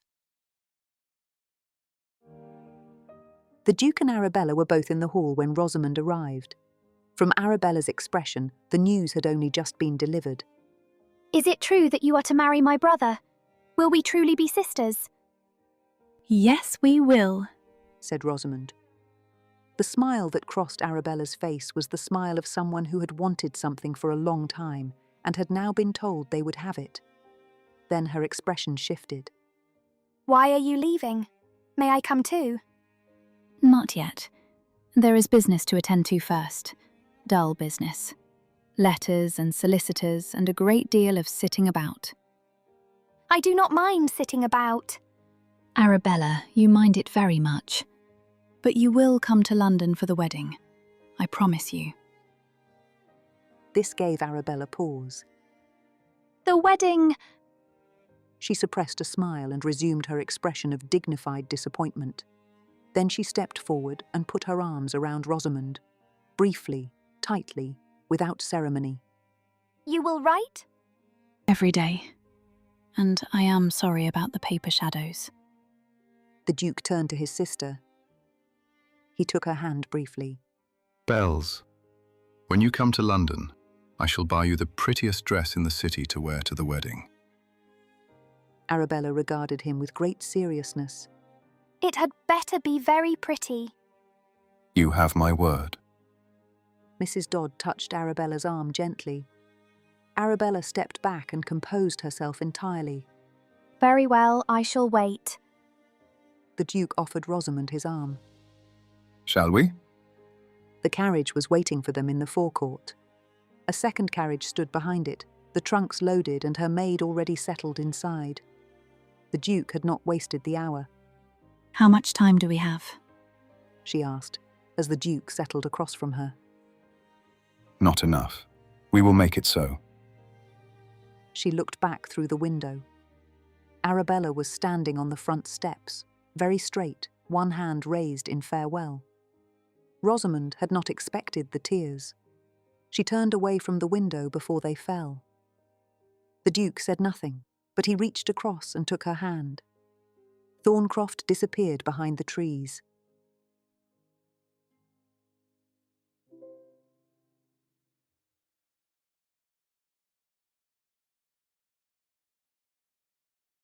Chapter 9. The Crossroads. They had been travelling for 3 hours. Outside, the road stretched through the Yorkshire dark. Hedgerows, the occasional pale gleam of a farmhouse window, nothing beyond. Do you think he will stop for the night? Asked Rosamund. The Duke turned from the window. Farrow will not expect us to move tonight. He will pace himself. We will not. She nodded and turned back to her own window. She had expected to find the hours in the carriage difficult. The closeness, the dark, the weight of everything that had happened since morning. Instead, she found herself suspended in something that was not quite ease but was close enough to be surprising. The carriage was well sprung, the road was decent, and the silence between them was not the silence of two strangers enduring proximity, but the silence of two people who had run out of the need to explain to one another.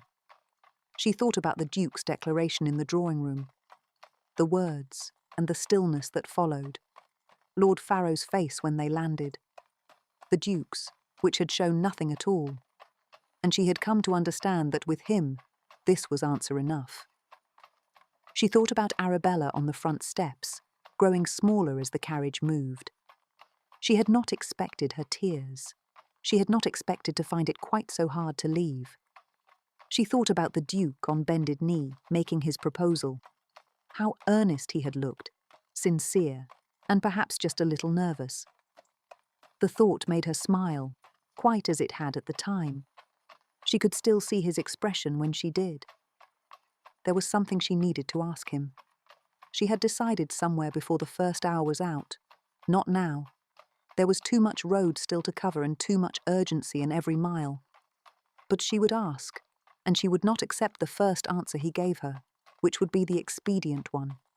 She had learned, over several weeks at Thorncroft, that the Duke's first answer was rarely the whole of it, that behind the controlled surface there was usually something more, if you knew how to look for it. Outside, the dark moved past. Inside, the Duke watched the road and said nothing, and the silence continued to be, somehow, sufficient. She looked at him across the carriage. The stillness of his profile in the dark, the controlled quiet of someone who spent a great deal of time alone with his own thoughts and had made his peace with it. She had spent more hours in carriages than she cared to count, and had never particularly minded them. She minded this one least of all. Some time later, the Duke reached into his coat and set a small pistol on the seat beside her. She looked at it, then at him. I would rather you did not need it. So would I. She picked it up and checked it without thinking. It was loaded. She tucked it into her muff and turned back to her window, and neither of them spoke again for some time. She had nearly nodded off when the shot came without warning. A crack in the dark, and then the coachman's cry, and the carriage swung hard as the horses shied. The Duke's hand was on her shoulder before she had understood what she had heard, pressing her down below the level of the window. Outside, Men were shouting, and hooves struck the road, not one horse, several, and the carriage rocked to a stop. The Duke was out before she had steadied herself. She heard his voice, sharp, commanding, and then other voices, and then sounds she understood without seeing. She raised herself carefully and looked out of the window. 2 men had him, one at each arm. He was fighting, but the road was dark and the footing poor, and his coachman was slumped on the box, and his 2 outriders were nowhere to be seen. She opened the carriage door and stepped down into the road. The nearest man turned at the sound. When he saw her standing alone in the road, he grinned. A gap-toothed grin that told her precisely what she was worth to him. Let him go. The man took a step toward her. Come along quietly, my lady. The hat left his head before he had finished speaking. Nobody moved. The next shot will not be the hat. The Duke broke free. What followed happened quickly. He overpowered one of them. One of the outriders stepped from the dark and took the other. The third ran. He was not pursued. The road was quiet. The Duke came to her. He said nothing. His eyes went over her in the way she had come to know, quick and systematic. Then, just briefly, his hand came up and touched her cheek, and was gone before she had quite registered it. I am all right. The coachman needs attention. He was looking back at the box. There is an inn at the Crossroads, not far. Then let us go. She climbed back into the carriage. Only when the door had closed and the dark settled around her did she permit her hands to shake in earnest, looking down at the pistol still in her lap, then setting it carefully aside and folding her hands and looking out at the road. She had known when she raised the pistol that she would fire if she had to. She had not, until this moment, examined why.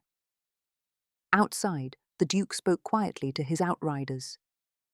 The captured man would be taken to the local magistrate. Finally, the carriage moved, and the lights of the Crossroads appeared ahead in the dark, and Rosamund looked out at them and thought, That is done. The local physician was sent for the moment they arrived at the inn, who dressed the coachman's arm and declared him to be a lucky man.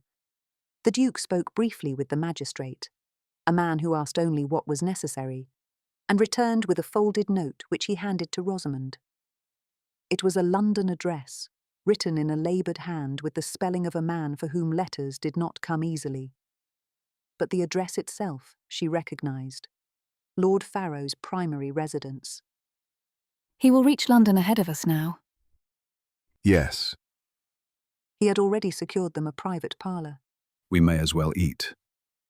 While they waited for their food, they sat by the fire, and the inn settled quietly around them. The ordinary sounds of a busy inn at rest, unhurried and warm, entirely unlike the road they had just left. The horses were being seen to by the ostlers, and the outriders were eating in the public room. Her maid had been given a room of her own. She had been badly shaken, having arrived in the second carriage to find the aftermath of something she had not witnessed and could only partly understand. A serving maid appeared with supper, nothing elaborate, but hot and well prepared. Soup, cold meat, bread, and a small pie. Honest food, and after the night they had had, better than a banquet.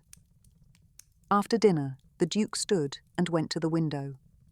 His hands were very still. They were always very still. But there was something in the line of his shoulders that had not been there before. She understood that he was not as composed as he appeared. That small crack in the surface steadied her more than any reassurance could have done. It was good, she thought, to know that the night had affected him too. He will try again. Perhaps. He is not a man accustomed to plans failing. He did not turn from the window. In London I have rather more than outriders. It was time to leave. The horses would be ready, dawn was not far off, and every hour counted. But she had decided something, and she found she could not let it pass. I want to ask you something. He turned. The fire had burned low. Outside, the sound of fresh horses crossing the yard. In the drawing room, you declared me your fiancé without asking me first. She held his gaze. If Lord Farrow had never come, would you have asked me at all? He looked at her directly. The look she had spent weeks learning to read. The one that was not distance but its opposite, held in careful reserve. Yes, I would have asked you. I had been watching you at Harcastle. You are a very beautiful woman. But what Farrow saw and what I saw were not the same thing. He was quiet for a moment. You had the courage to flee when there was no other option left to you. You stole my horse. In an evening gown, in the dark, without hesitation. There are officers I served with who would not have had the nerve. I have not often felt what I would call admiration. I have felt it these past weeks. And then I watched how Arabella grew attached to you, as I have done. That told me the rest. It was simple and honest. She sat with it for a moment. A man like him could have given her any number of answers, careful ones, qualified ones, ones that looked like honesty without being it. He had given her none of those. He had given her the plain truth without ornament, and she knew exactly what to do with it. She stood. There was nothing more to say. Not here, not in a coaching inn parlour with 100 miles still to cover. Something had shifted between them, and they both felt it, and neither of them tried to name it. There would be time enough for that. For now, this was enough. We should go. Yes. They came out into the yard. The coachman had been settled inside the second carriage with her maid, one of the outriders taking the box in his stead. To the east, the sky had the first grey suggestion of dawn. They travelled through the rest of the night without stopping. The darkness beyond the windows deepened and then gradually softened at its edges. Rosamund slept for an hour, perhaps 2, against the cushioned seat, and when she woke, the Duke was still awake, watching the road with the patient attention of a man who had trained himself to need very little sleep. You should sleep. Later. She studied him in the grey early light, the steadiness of him, the way he had pressed her down below the window without a word, in the first second of the attack, before she had understood what was happening. She thought of a thunderstorm and a lantern, a cravat stripped off without being asked. Miles of road with his arm keeping her steady. He was a man who showed what he meant through what he did, and she knew now through what he said when pressed. She was beginning, she thought, to speak both languages. She did not say so. She looked back out at the road, and the sky continued to lighten at its edges, and London lay somewhere ahead of them in the pale morning.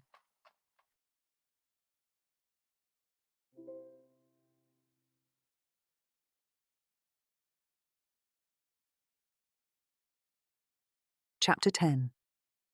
His Horse. London came to them at dusk, as great cities do, by degrees. First came the smell, smoke, river water, and something close and unnameable beneath it. Then the sounds, wheels striking stone, voices spilling from doorways, the fading calls of street sellers packing up for the evening. By the time they crossed the bridge, the river below was dark, broken with wavering reflections, and London had gathered itself into night. Rosamund sat up straighter. She was very tired. She had slept in fits through the afternoon, waking to find the Duke watching the road each time, as if quite capable of going without rest indefinitely. The carriage stopped. My house, said the Duke. 4 stories of pale dressed stone, tall sash windows, iron railings running the full width of the facade stood before them. The door opened before the carriage had quite come to a full stop. A butler and 2 footmen calmly appeared, as though the Duke's arrival at this hour with no notice whatsoever was precisely the sort of occurrence they had long since made their peace with. Rosamund turned to the Duke. What happens now? His expression darkened. Tomorrow morning, I call on Lord Farrow. Morning came grey and still. Rosamund had slept, deeply, which surprised her, and woke much later than usual. The Duke had already gone. The room she had been given was quiet, its windows looking onto a walled garden that must have been lovely in summer but now looked cold and bare. Rosamund washed and changed and ate her breakfast mechanically, hardly noticing what it was. She wished she had pressed him for more detail the night before. Now she was alone with her fears, imagining dark scenarios, with each one worse than the one before it. Knowing that Lord Farrow was the kind of man that would send hired men to kidnap her did not help. What might such a man might do when cornered? At length she thought of the small park she had glimpsed from the carriage the night before, a square of bare trees and gravel walks that seemed better, in that moment, than another hour alone with her own thoughts. She put on her pelisse and went downstairs.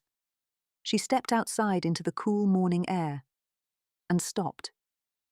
2 men stood on the pavement at the foot of the steps, one to either side of the iron railings.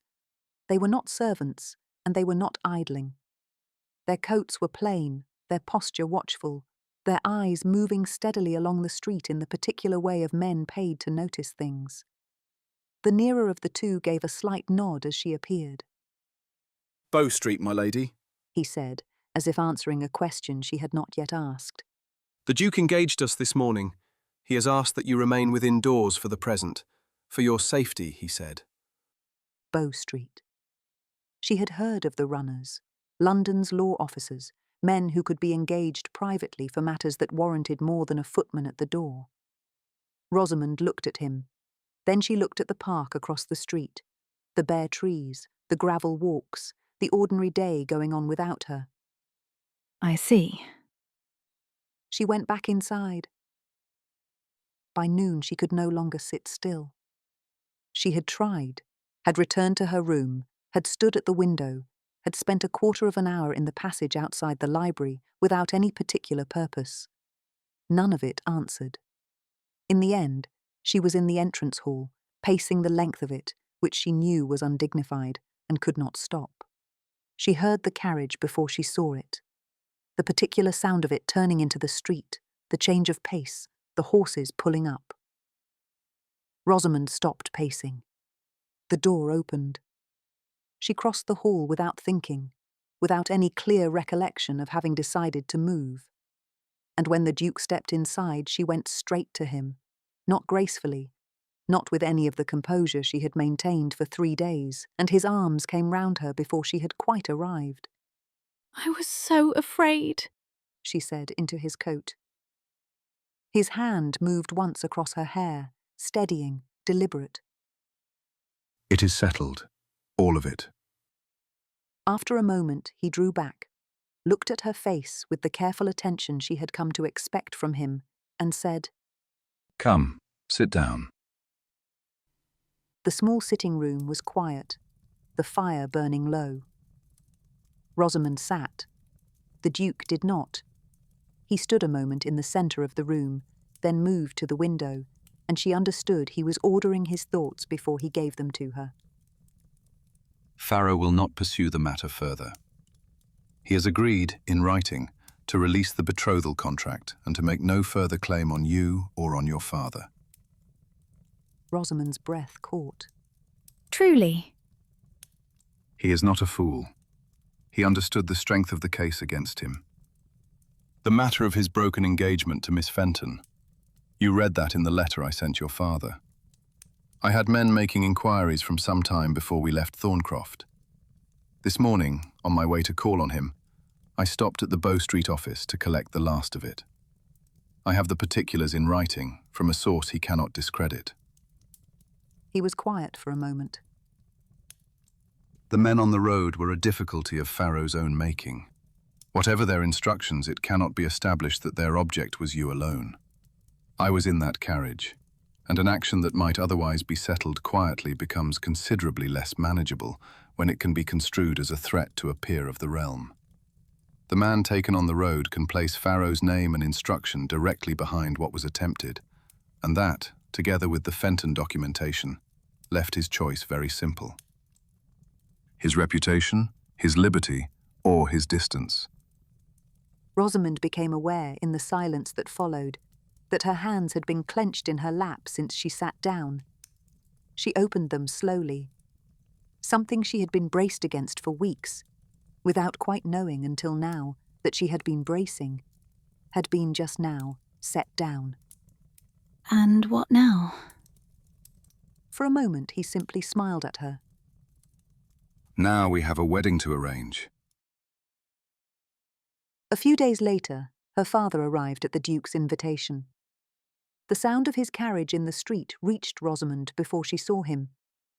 She stood at the window and watched him descend, and found herself looking for the signs she already knew. The particular set of his coat when he was braced for something, the way he held his hat. Those small things by which a daughter knows her father. It had been less than a month since Harcastle, and yet he had aged. His colour was poor. He moved like a man who had not slept easily in some time. Rosamund had asked to see her father alone. The Duke had agreed without question. Her father was standing when she came in, hat in hand. He turned toward the door with a slight stiffness that suggested he had been standing in that exact position since he heard her footstep in the passage.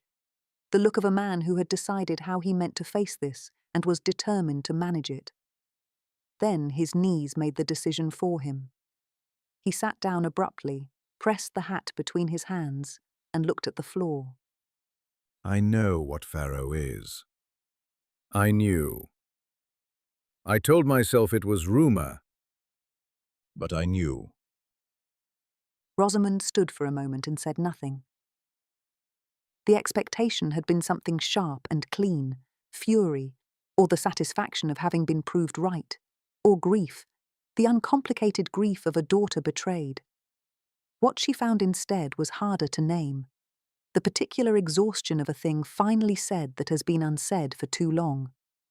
Rosamund sat down across from him. You were in a great deal of debt. It does not excuse my conduct. I am not excusing it. I am trying to understand it.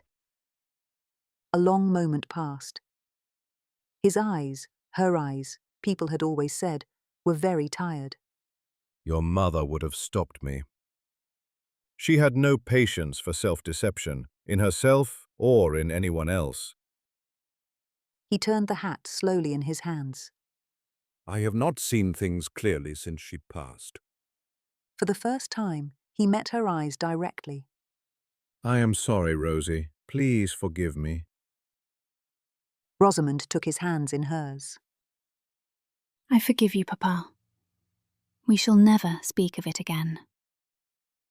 When she could again trust her voice, she told him that the Duke would need to speak to him about the formal arrangements. Her father was quiet for a moment.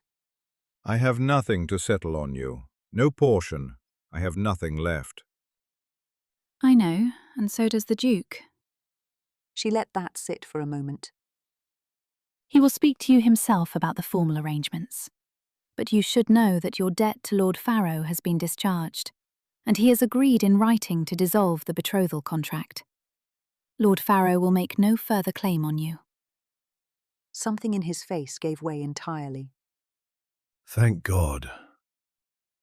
After a moment, he reached into his pocket. I almost forgot about these.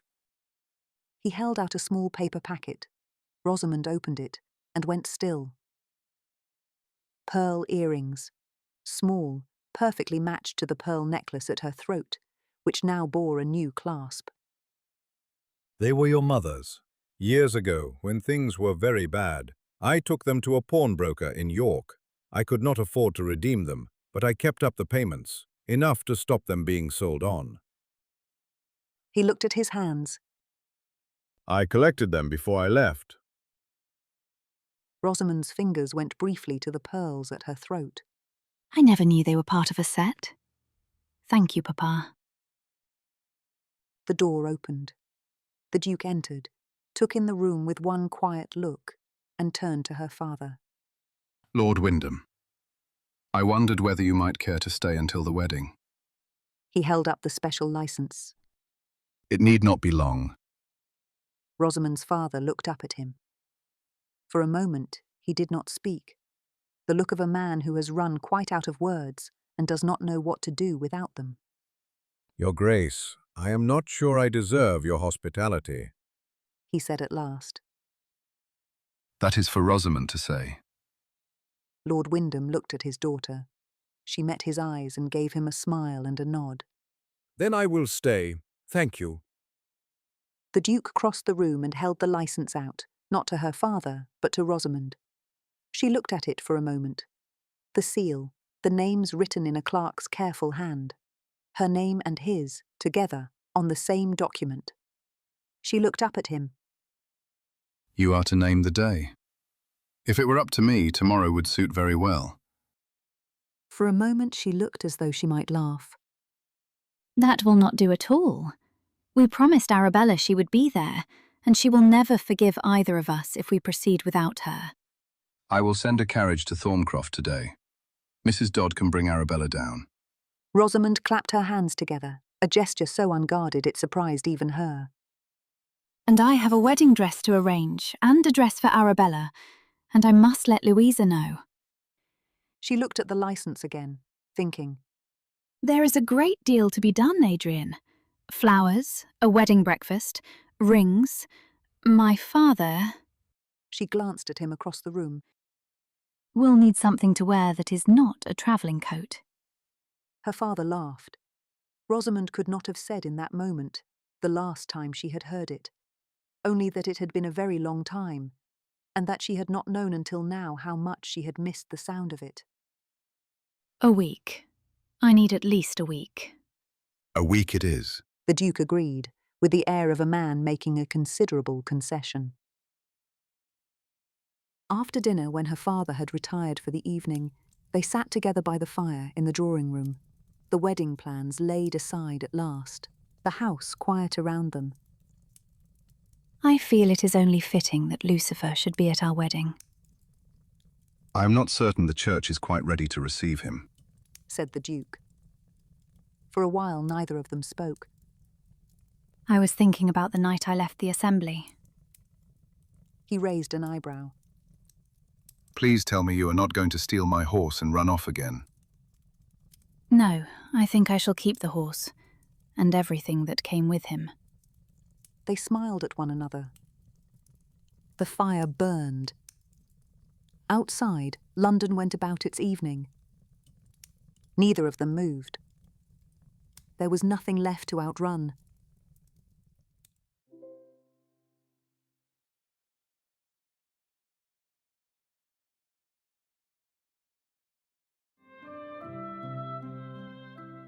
Dear listener, a wedding. It took place on a Tuesday morning in early November, not the grand ceremony such an alliance might have commanded in other circumstances, but a small and private affair in a London church, attended by those who mattered most and no one else. The bride wore her mother's pearls, necklace and earrings, reunited at last. Viscount Wyndham, somewhat improved in colour by the particular restorative properties of no longer being in debt, gave his daughter away with considerably more composure than might have been expected. He managed it admirably. Arabella, having been transported from Thorncroft with Mrs. Dodd at a pace that suggested some urgency, stood in the front pew and wept with great sincerity from the beginning of the ceremony to the end. Afterwards, she ate a remarkable quantity of wedding cake without any apparent contradiction. Mr. and Mrs. Hugh Marsden attended with baby Hugh, having made the journey at short notice with the cheerful efficiency of people who required very little persuasion to attend a wedding. Louisa Marsden was observed to take the Duke's arm at one point and say something quietly that made him look for a moment very nearly like a man who might smile. As for Lucifer, he had been brought to London without a word of warning, and Rosamund, who had thought herself past being surprised by the Duke of Thorne, discovered that she was not. He did not attend the ceremony in person, the church having certain structural objections to a 17-hand black stallion in the nave. He was comfortably stabled instead, and received a quantity of particularly fine apples, which he accepted as no more than his due. the honeymoon took them north. Dear listener, Scotland in November is not perhaps everyone's first choice, but the new Duchess of Thorne had never been a conventional woman, and the road north held a particular significance for her. They called on Miss Margaret Burns in Edinburgh, a small, bright-eyed woman of considerable age who took one look at Rosamund and then at the Duke beside her, said, "Well," with great satisfaction, and invited them both in. She did not know, and was never told, how close her niece had once come to arriving at her door under very different circumstances. She served excellent shortbread. 3 years later, a small boy of 3, sturdy of disposition and considerable in his opinions, could be found most mornings in the Thorncroft paddock, mounted on a grey pony called Acorn, who had lately become rather too small for Arabella and rather too large for him.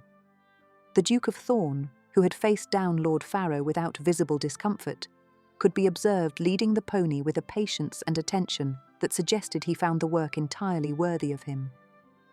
Arabella, now 15 and long since graduated to a horse of her own, rode alongside, offering instructions that nobody had asked for.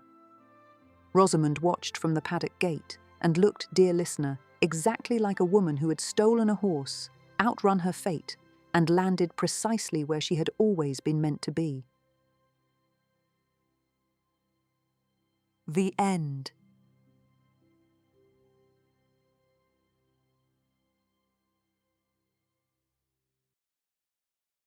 And so Rosamund has found her ground, chosen freely and entirely her own. If this story stayed with you, another is waiting. The Lady's Companion follows Miss Henrietta March, a widow of small means, £9 to her name, and one last advertisement in the Morning Chronicle. The position: Lady's Companion to a widow seeking to travel on her own terms. And then Lady Iris asks Henrietta to write to her brother, and a single letter changes everything. Tap the video on your screen to continue listening. I shall return soon with another romance, unless someone steals my horse.